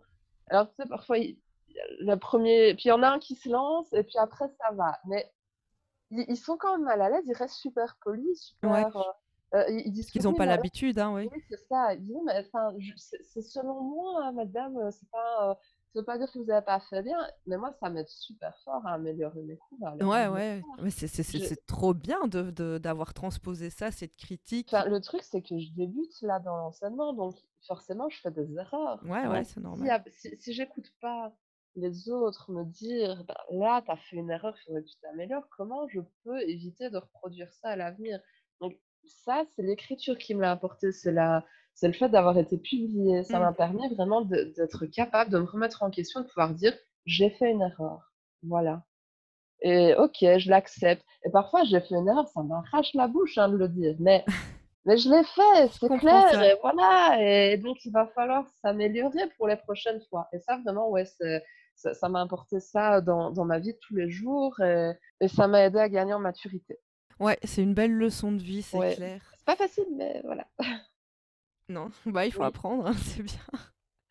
Il y a une chose que je me demande dans la création d'images, le plus difficile à faire pour avoir quelque chose de propre, de léché, un style Mmh. sympa, je trouve, c'est de choisir l'information pertinente et de choisir comment tu vas la mettre en valeur. Disons que c'est plus difficile de moins en faire pour avoir quelque chose d'esthétique que de vouloir trop mettre et trop en faire, et c'est quelque chose que moi j'ai tendance à Mmh. faire, tu sais, de vouloir mettre tout ce que tu ressens, tout ce que tu aimes, tout ton cœur, tout ce que tu as dans une seule création. Mais ça en création d'image, ça ne fonctionne Mmh. pas. Est-ce que c'est quelque chose avec lequel toi, tu as du mal? Non, oui, clairement, dans mes premiers romans, en fait, surtout, ça se ressent. J'avais envie de tout expliquer, tout mettre, tout raconter. Mm. Même des trucs, des détails, hein, qui avaient été, un clin d'œil, dans un jeu de rôle ou quoi, ou dans un RP. J'avais envie que tout soit dedans parce que tout me semblait super important et que sinon on comprenait Ouais. pas. Mais en fait, ça servait à rien hormis à embrouiller les gens et à frustrer ceux qui justement, bah, avaient envie de connaître davantage l'univers, mais qui pouvaient pas parce qu'ils lisaient que le bouquin et qui jouaient pas dedans. Donc si, si, si, clairement, c'est quelque chose qui arrive, ben, souvent dans les premiers romans en tout cas, enfin de ce que j'ai pu constater. C'est humain, en fait. Oui, C'est c'est humain, humain et ça en vient effet. avec l'expérience. Parce que toi aussi, je suppose qu'avec l'expérience, ben, à force tu apprends à te je vais pas dire à te Ouais, contrôler, mais à mettre un peu cette envie-là et te dire: «Ben, je veux transmettre cette émotion, je ouais. peux le faire en enlevant ça et ça et ça». Ouais, c'est ça. Et en laissant un peu du Oui, mystère et de la place finalement au spectateur pour que lui puisse combler avec son oui. imagination les trous que moi j'aurais laissés. Et comment tu transposes ça dans un roman, dans ce que tu écris, ce fait de laisser un peu de mystère et de place à l'imagination pour le lecteur? Ça passe par l'effacement, sans pitié de toute une série d'intériorisation et de réflexion des personnages qui ne sert à rien. C'est notamment, un souci que j'avais quand j'écrivais des nouvelles, c'est que c'est un genre très difficile, en fait, à maîtriser et que je maîtrise pas. Je ne maîtrise pas, j'essaye, mais je ne Mhm. maîtrise clairement pas. C'est que, ben, je dis des choses et j'oublie qu'en fait, le lecteur, il est pas dans ma tête, donc ce il sait pas pourquoi je dis ça et pourquoi je commence à expliquer plein de trucs. Alors là, tu as 2 problèmes, soit justement tu commences à expliquer plein de choses dans la narration, mais ça alourdit le texte en lui-même et du coup, ben, ça perd de son intérêt. Soit tu passes trop de choses sous silence et c'est notamment, ce qui s'est passé avec ma nouvelle, pour, la dernière anthologie d'Ivresse, ben, j'ai pas été retenue d'ailleurs pour ça. C'est que, Émilie me dit: «Mais j'ai l'impression de dire une scène, mais il me manque les bouts autour, en fait». Elle dit: «J'ai l'impression de dire le morceau d'un roman et qu'il me manque tout le reste pour comprendre tout ce que tu viens de me raconter là». Et ça, c'est mon gros problème. Donc il faut trouver le juste milieu. Le Ouais, juste et ça, c'est milieu, très ouais. dur. C'est très, très dur. Moi, il y a un truc que je déteste quand je lis un roman ou que je vois un film, c'est justement le genre de fin qui laisse trop de place à l'imagination du spectateur ou du lecteur. Tu Ah sais, ouais. j'ai pas d'exemple là évidemment, mais les fins où tu peux la comprendre de différentes façons. Il est toujours vivant, il est pas toujours vivant, mais en fait lui c'était lui ou c'était pas lui. Est-ce qu'il est mort? Qu'est-ce qui s'est passé? On est dans le futur, on est dans le passé. Au secours! Ce genre de fin, en même temps, j'adore parce que tu vois, tu as ton imagination qui peut cavaler un maximum. Et en même temps, j'ai Ouais. l'impression que l'auteur, il m'a un petit peu fait un fuck, quoi. Il m'a dit, voilà, je t'ai construit une super histoire avec des super personnages. On a fait plein de trucs ensemble. Je t'ai emmené là. Et maintenant, débrouille-toi! C'est Oui. vraiment pas gentil. Tu fais ça, toi? Oui, je l'ai fait dans Bras-de-Bas et je me suis fait insulter plein de fois. Insulter, enfin insulter, pas vraiment, mais disons que la toute fin de Bras-de-Bas, en fait, il se passe quelque Mhm. chose Spoil pas, et hein, je ça vais se le lire. termine. Non, non, je spoil pas, mais en fait, ça se termine sur un coup de feu, sauf que, ben, voilà. On ne sait pas, en fait, lequel, Mhm. lequel, on ne sait pas s'il y a un blessé, un mort, tu vois? On ne sait rien du tout. Ça se termine juste vraiment et je voulais le faire comme ça, en fait. Je voulais le faire comme ça parce que, je trouvais que c'était une fin parfaite pour le personnage de Rena. C'était que ça restait dans l'idéologie, en fait, du roman de laisser cette indécision, en fait, mais il y a plein de lecteurs, du coup, ils me disent: «Oui, mais il y a une suite». Mais non, il y a pas de suite. Mais si, il faut une suite. Mais non, mais il y en aura pas, arrêtez, il y en aura juste pas, vous saurez jamais ce qui s'est passé, quoi. Mais toi, tu le sais et tu le gardes pour toi ou tu t'es pas posé la question et tu veux pas savoir non plus? Alors si, je me suis posé la question, mais en fait, la réponse varie en fonction de mon humeur, donc non, en fait, moi, je suis partisane de la théorie du multivers. Donc, il y a un univers où il y en a un qui est mort, il y en a un Ouais. autre où il y en a un qui est blessé, et il y en a un autre où ils sont blessés tous les deux. Enfin, voilà, moi, pour moi, c'est un peu comme ça que je vois le truc. Et en fonction de mon humeur, je choisis le multivers qui me plaît le mieux. Mais C'est écoute, c'est une bonne c'est juste façon comme ça. d'offrir plein de possibilités finalement à ton lecteur, même si... Oui, bah, quand tu liras, en fait, j'espère que tu comprendras pourquoi ce choix. Il y a des gens qui ont complètement compris et il y en a d'autres qui étaient tellement frustrés qu'ils n'ont pas compris / accepté, en fait, tu vois? Ouais. Parce il y a des personnes qui ont besoin qu'on leur explique tout et qu'on dise vraiment tout, qu'on résolve, en fait, tout ce Mhm. qui a été mis, en place avant. Moi, je suis pas de ces gens-là. Moi, ça me dérange pas qu'il reste une part de mystère où je puisse me dire: «Ben ouais, ouais, ça va se passer comme ça, c'est pas grave». Et après, on fait des débats quand on est plusieurs à avoir lu le même bouquin. On se dit: «Mais si, c'est forcément ça. Mais non, c'est pas ça, tu te trompes», et c'est super riche, ça fait vivre une œuvre Ouais, c'est finalement, clair, je j'allais trouve. dire, c'est ce qui permet d'alimenter finalement des discussions et des romans qui font qu'on en parle encore, qui t'ont marqué, Ouais, quoi, que t'en parles encore c'est ça. des années après. Ah, j'ai hâte de le lire. J'espère que ça te plaira. Mais ouais, tu sais quoi, je crois que peut-être je vais, quand je l'aurai, parce que du coup je l'ai pas, mais quand tout reviendra plus ou moins à la normale, peut-être je le lis, je le vlog et après on se fait une session où on en reparle. Ah bah, écoute, avec plaisir. On règle les Où on comptes et tu règle vas les comptes parler sur la fin de dedans. ton roman. C'est ça, et tu vas parler, tu vas le dire. Non, ça me motive bien, ça me motive bien. Ah bah, ouais, pourquoi pas. Toi, comment tu gardes la motivation et comment tu trouves l'inspiration, voilà, comment tu organises ta vie d'autrice et d'artiste pour te nourrir, pour nourrir ton art. Mais c'est une question un peu difficile parce que je me suis mise en pause écriture, en fait, quand j'ai terminé, le roman pour l'ivresse. Mhm. Parce que, ben, pour le moment, en fait, je suis inspirée pour faire du RP, il y a pas de problème. J'écris même beaucoup. Mais je vais pas dire que j'ai plus d'histoires à raconter parce que c'est pas vrai. J'ai d'autres idées, j'ai des choses qui sont en attente, mais j'ai pas le déclic. J'ai pas le Ouais, c'est déclic pas et du encore prêt. coup, ouais, voilà, c'est pas encore à maturité dans ma tête et donc ben, j'ai hésité, puis je me suis dit: «Mais meuf, si tu t'obliges à écrire, ça servira à rien. Tu vas juste écrire de la merde, tu seras pas contente, tu vas pas avancer».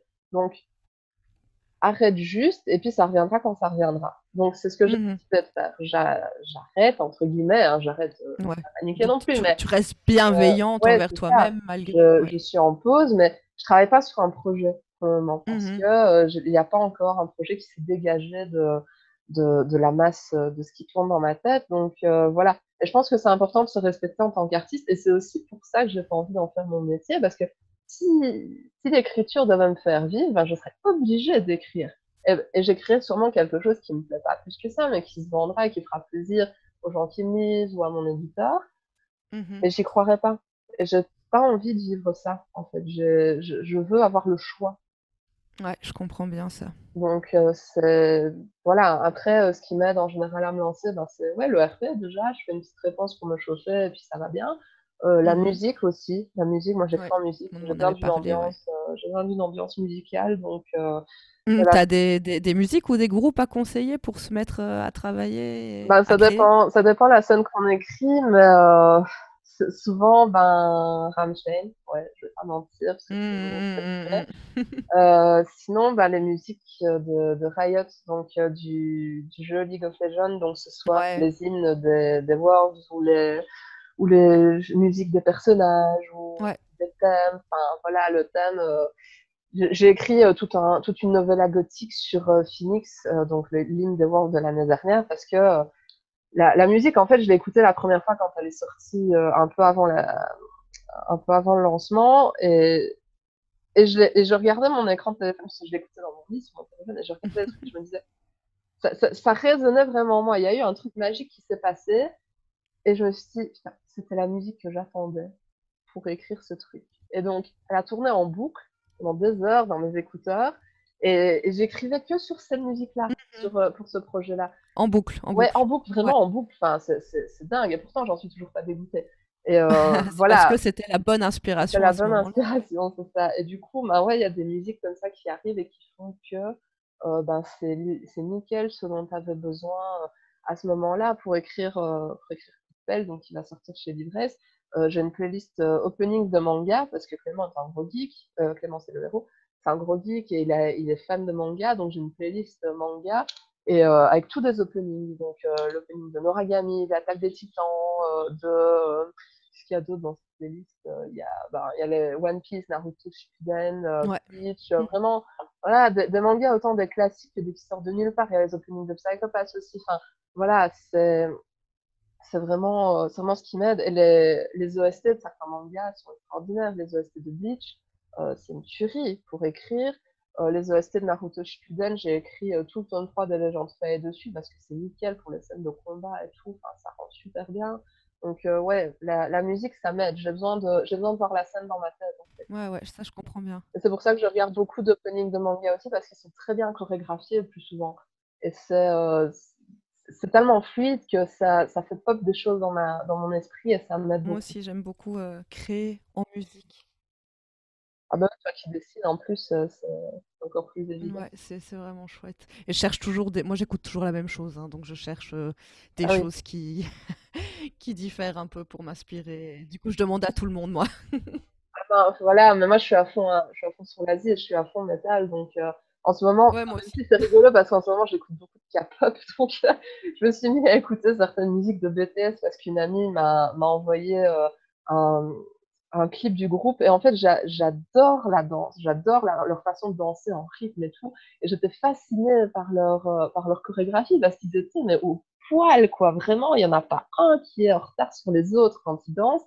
Et du coup, des fois, je les regarde avec fascination, comme ça, je reste 10 minutes à regarder le clip. Ah, tu m'étonnes, je comprends Ça ça. déchire, c'est trop bien. Et les musiques sont super entraînantes, donc quand on a un petit coup de mou, ben, ça aide à se remettre un peu en selle aussi, Ouais. c'est cool. La dernière fois, quand on avait parlé, je me rappelle que tu avais insisté, parce que ça te tient à cœur et c'est tout à fait normal, sur le fait de privilégier des petites maisons d'édition et puis des auteurs comme toi qui n'en vivent pas forcément, mais qui créent des choses peut-être différentes de la littérature grand public. Du coup, est-ce que tu veux parler un peu de ce monde des petites maisons d'édition, peut-être de certaines maisons d'édition, auteurs ou ouvrages que tu recommanderais, qui sont tes coups de cœur à toi? Ouais, ben, c'est sûr, on peut en parler. En fait, quand je suis rentrée dans le milieu, je pensais qu'il y avait qu'une seule maison, d'édition qui faisait de l'imaginaire et c'était Brajlon. Mhm. Parce qu'en librairie, ben, en fait, je voyais que Brajlon. Il y avait personne d'autre. Enfin, il y avait les gros, hein, genre Gallimard et cetera, mais je veux dire en imaginaire, dans le monde imaginaire, on voyait que des romans Brajlon ou Folio SF, mais voilà, je veux dire, pour moi, c'était la seule maison qui existait, j'en connaissais aucune autre. Et puis j'ai débarqué en salon un peu comme une fleur et j'ai découvert qu'en fait, il y a plein d'auteurs qui existaient dans plein de maisons d'édition dont j'avais jamais entendu parler. Et ça m'a fait un choc, je me suis dit: «Mais comment c'est possible?» Et donc je me suis intéressée un peu, à tous ces ouvrages-là et je me souviens que c'était la Foire du livre de Bruxelles en 2015, où j'ai rencontré, plusieurs éditeurs, dont Le Chat Mmh. Noir. Et à cette époque-là, j'étais dans ma grosse phase, urban fantasy et il y avait Bettina Nordé qui dédicaçait au Chat Noir et heu et on a parlé d'urban fantasy. Elle me dit: «Oui, moi j'essaie de faire quelque chose à la française, voilà, un peu différent et tout» et j'étais intriguée, j'avais jamais lu de l'urban fantasy qui se passait en Europe. Je me suis dit: «Mais bordel, c'est ça tenait du génie pour moi à ce moment-là». J'étais, super intriguée et donc j'ai acheté le premier tome de sa trilogie, La Geste des Exilés et waouh! J'étais dingue quand je lisais le truc, j'étais: «Waouh, mais c'est dingue, c'est super original!» Enfin, j'étais super, super, super emballée. Je me souviens, c'était la folie et donc bah, c'est comme ça que j'ai découvert, les premières maisons d'édition indépendantes Mmh. et depuis, bon, j'ai jamais arrêté d'acheter des romans du Chat Noir, comme on le sait, parce que je plonge tout le monde avec ça, et je les ai vus évoluer aussi, en fait. Je les ai vus évoluer, par rapport à leur catalogue, par rapport à ce qu'ils proposent et je trouve ça passionnant, en fait, de suivre, l'histoire de la maison d'édition et ils sont pas les seuls évidemment parce qu'un peu après, j'ai découvert, aux Imaginales de la même année, Le Bâtard de Kossighan chez Nemos qui était je crois qu'il était finaliste du prix ou qu'il l'a gagné, je sais plus. Fabien, je suis désolée si je me trompe avec ce que je raconte. Hem Et j'ai lu ce roman-là et c'était de la fantasy historique. Moi, j'adore les romans historiques, donc je me suis Mmh. dit: «Waouh, la fantasy historique, ça va être trop bien».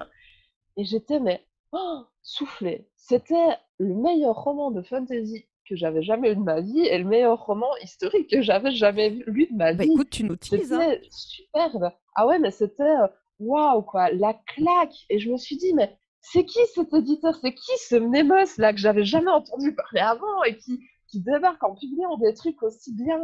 Et donc j'ai commencé à m'intéresser comme ça au catalogue de ce que faisait Nemos et c'est comme ça que c'est parti, en fait, finalement et donc je me suis rapprochée d'eux, j'ai lu certains de leurs romans. En 2017, la chargée de communication de l'époque, m'a contactée un peu après que j'ai ouvert le blog pour me dire: «Hé, ça te dirait un partenariat?»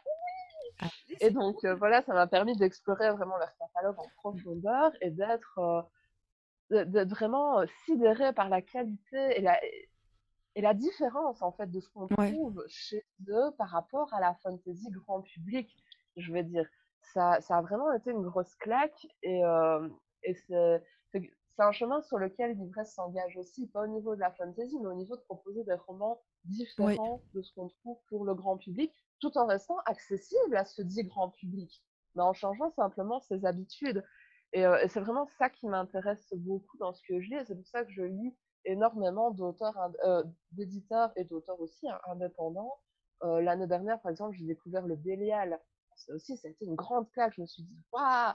En fait, il y a des gens qui font de la SF, super bien». Enfin, j'ai découvert La Talente aussi dans la continuité en lisant mon premier Scalzi. Enfin, ça a changé ma vie. Même si Scalzi, c'est un super gros auteur américain, hein, franchement, le mec, voilà, mais ça a changé ma vie et clairement, s'il y a des éditeurs que je dois recommander, pardon, ben, je vais commencer par Le Chat Oui. Noir. Ça ne surprendra personne.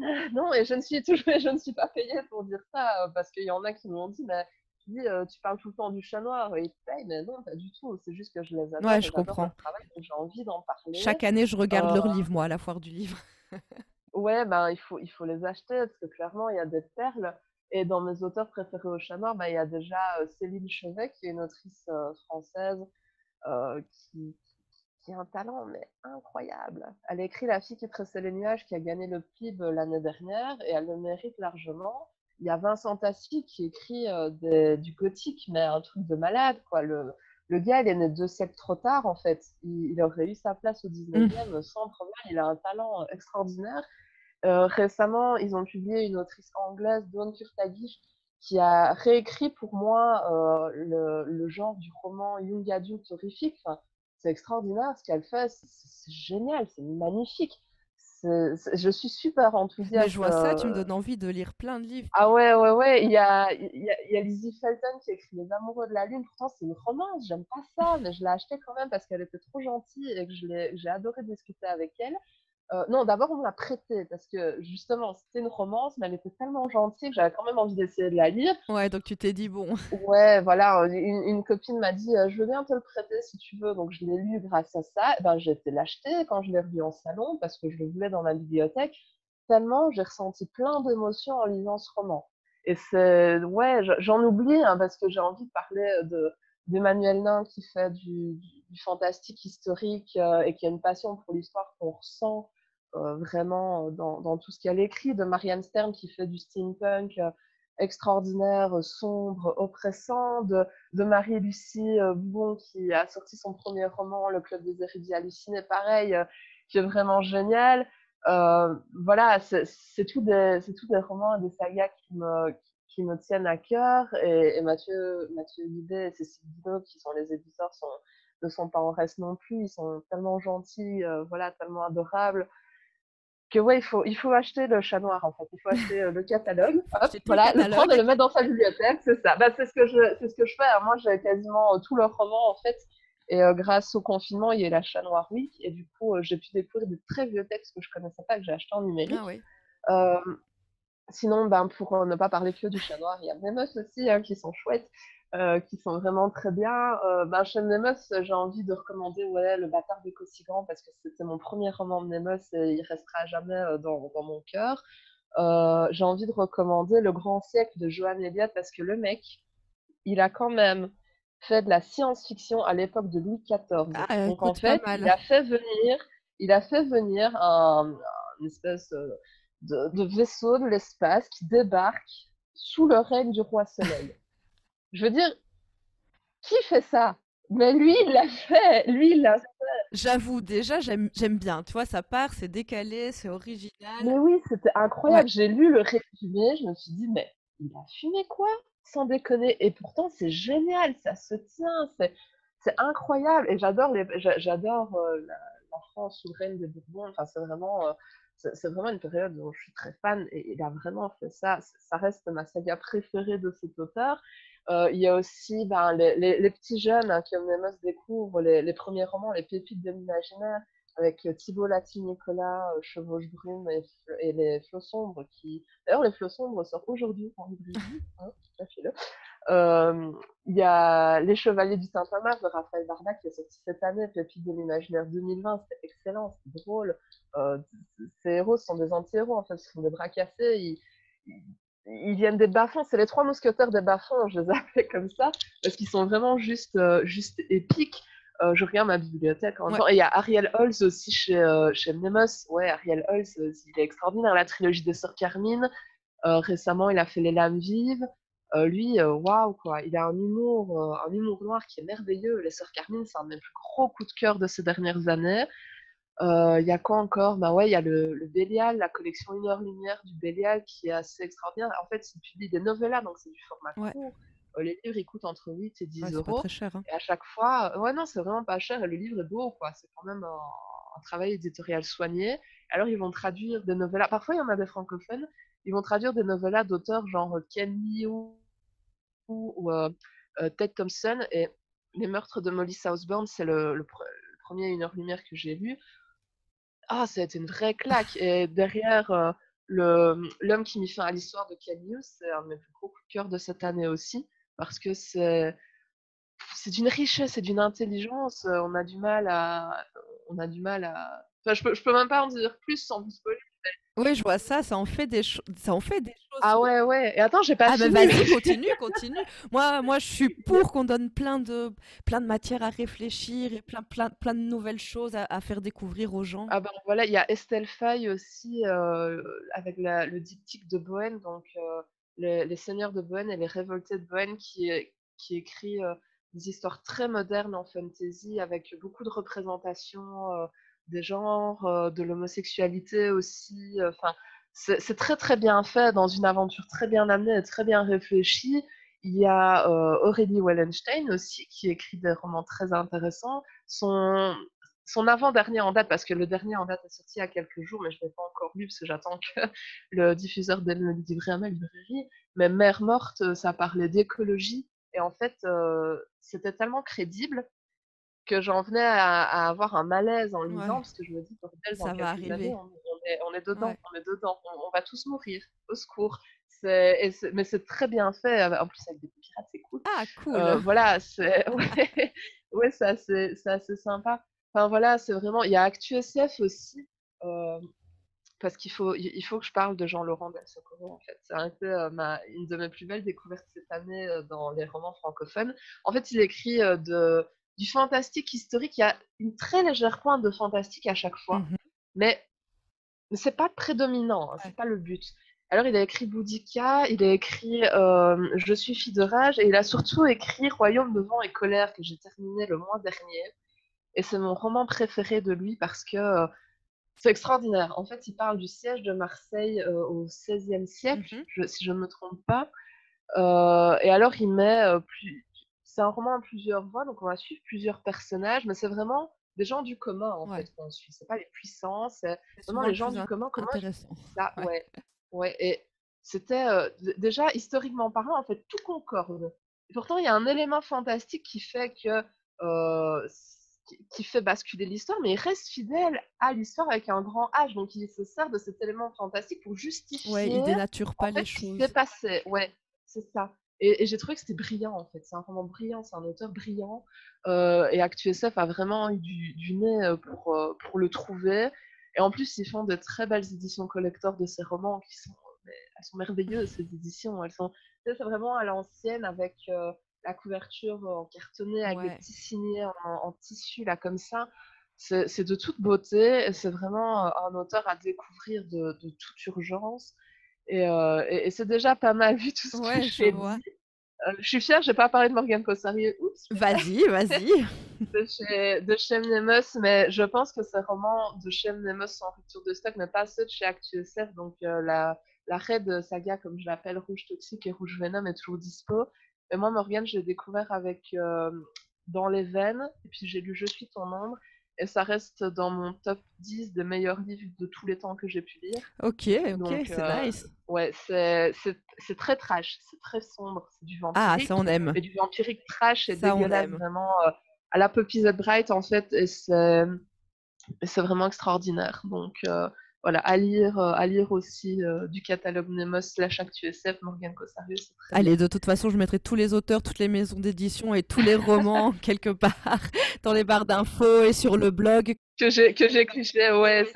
Ah, bah, ce serait super cool pour eux parce que Ouais, je me doute.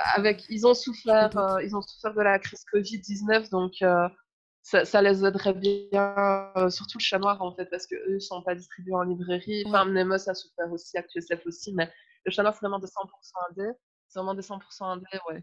C'est ce que j'allais te demander en parlant du diable. Je suppose que ces livres ne sont pas tous disponibles sur Amazon ou la Fnac. Bon, j'encourage pas du tout à acheter ces livres-là, bien évidemment. Mais comment on peut retrouver et acheter facilement, du coup, tous ces romans? Est-ce qu'il faut forcément aller en salon? Non, pas du tout sur les sites des éditeurs en Mhm. fait. Donc, que ce soit le Chat Noir, Livresse. En plus, Livresse, c'est un nouveau site magnifique depuis quelques Ah, semaine on ira voir ça. parce que le précédent avait été hacké en fait. Donc, Oh lui a merde. dû tout refaire de zéro. Ouais, ouais, ouais, c'était vraiment pas cool. À quelques semaines du lancement des précommandes des nouvelles sorties, Ah, en plus, elle était super. pas très Ah non, contente. tu m'étonnes. Et donc, elle l'a refait de zéro et il est magnifique. Donc, je vous encourage à aller y jeter un œil. Directement sur le site des éditeurs, en fait. Ok. C'est le meilleur moyen de les soutenir et de soutenir les auteurs.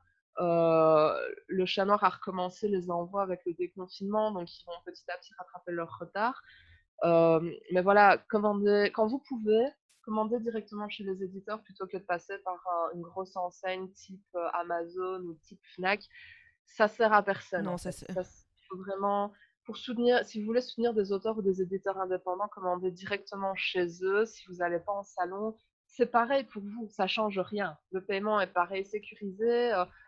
Si votre colis se perd, ben c'est quand même, allez, il y a quand même Oui, oui, il y a des gens un derrière qui sont remboursement ou un là, oui, bien renvoi. Enfin sûr. voilà, ce sont des humains et vous aidez des artistes indépendants à vivre. Donc moi, quand je vois pas le Chat Noir en salon, ben clairement, je commande direct sur leur site et c'est ce que j'ai fait pour le déconfinement. Ben voilà, j'ai un colis qui, enfin, j'attends que ça se tasse un petit peu parce que, sinon ils vont couler les pauvres, avec tous les colis.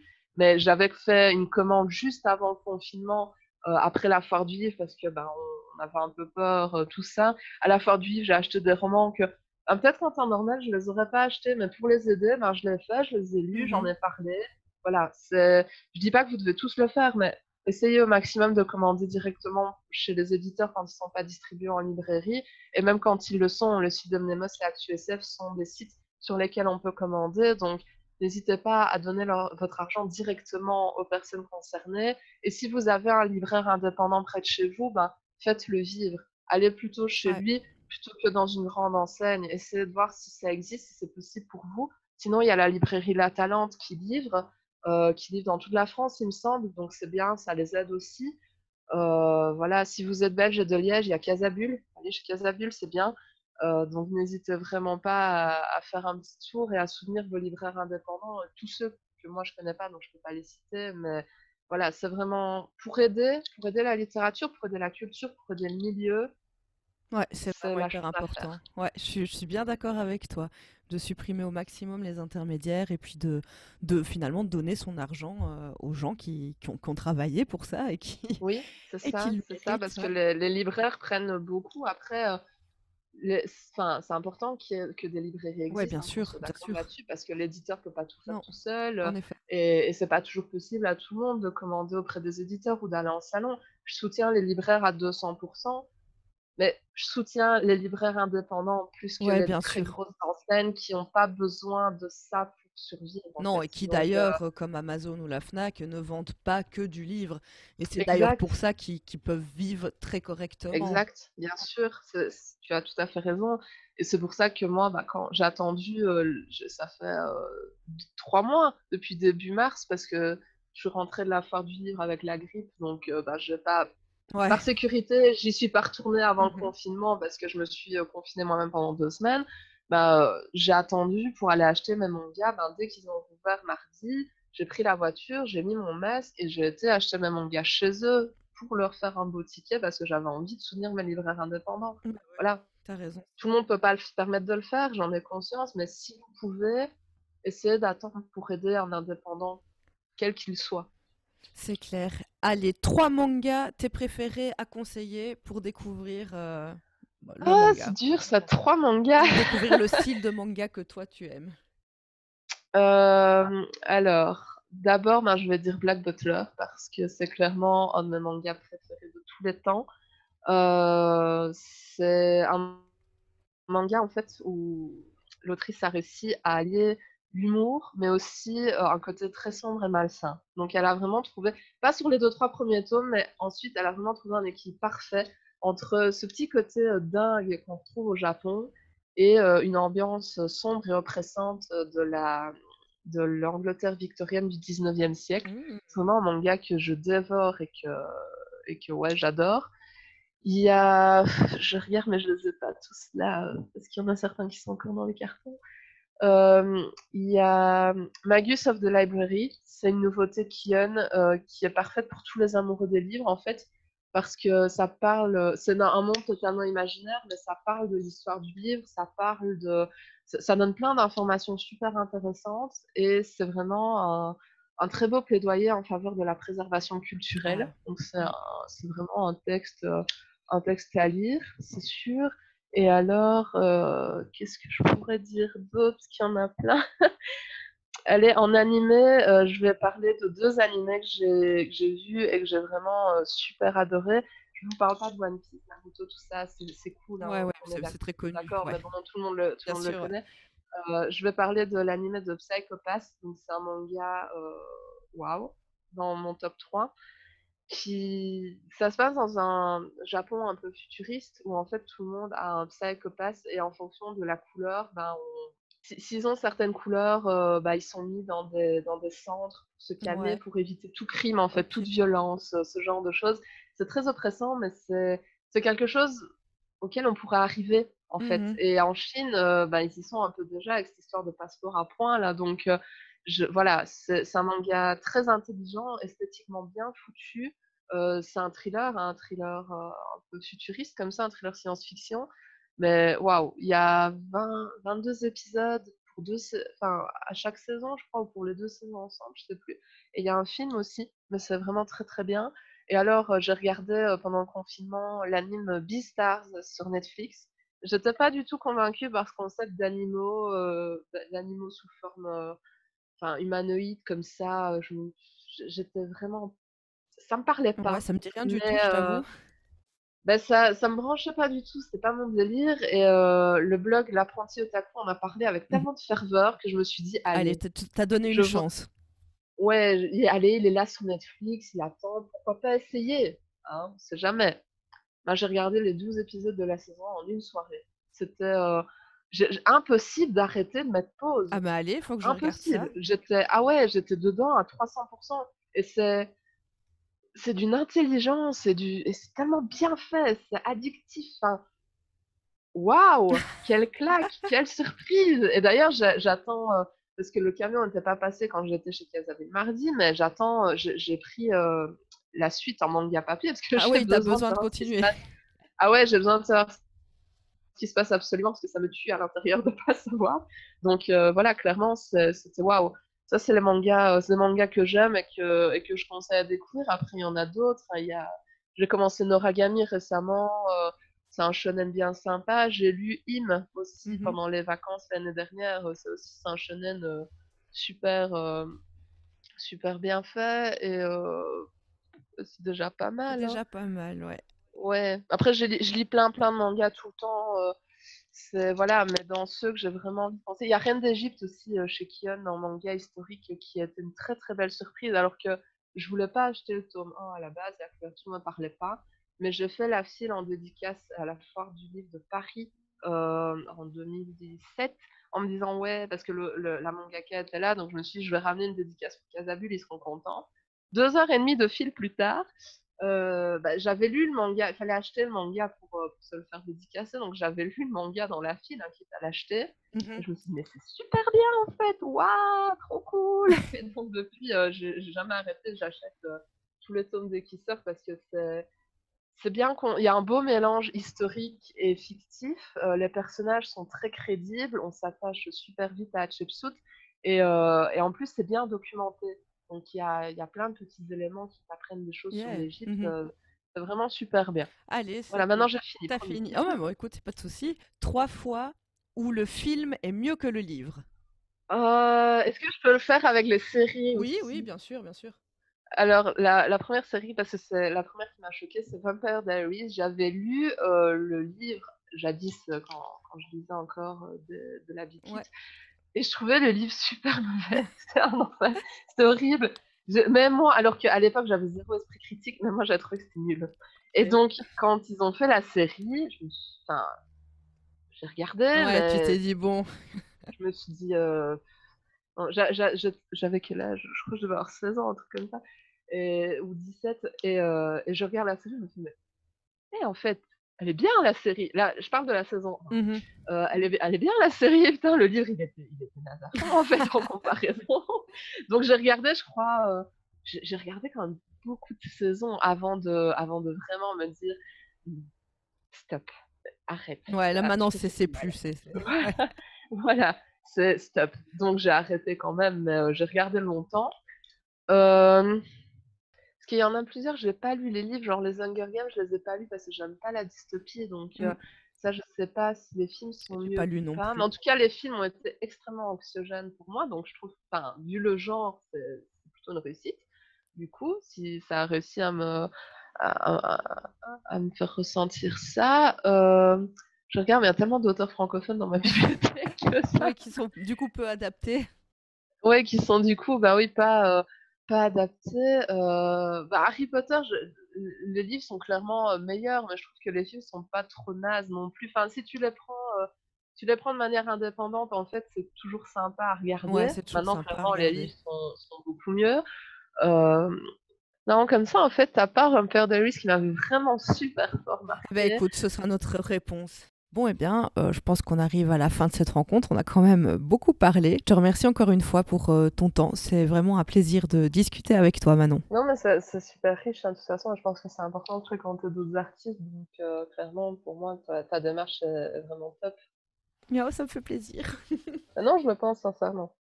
Merci d'avoir regardé la vidéo jusqu'au bout. Si elle t'a plu, n'hésite pas à la commenter, la partager et surtout à t'abonner à la chaîne. N'oublie pas d'activer les notifications. Pour ne rien manquer, abonne-toi à la newsletter. Tu trouveras tous les liens en description de la vidéo. Moi, je te dis à la prochaine. Salut!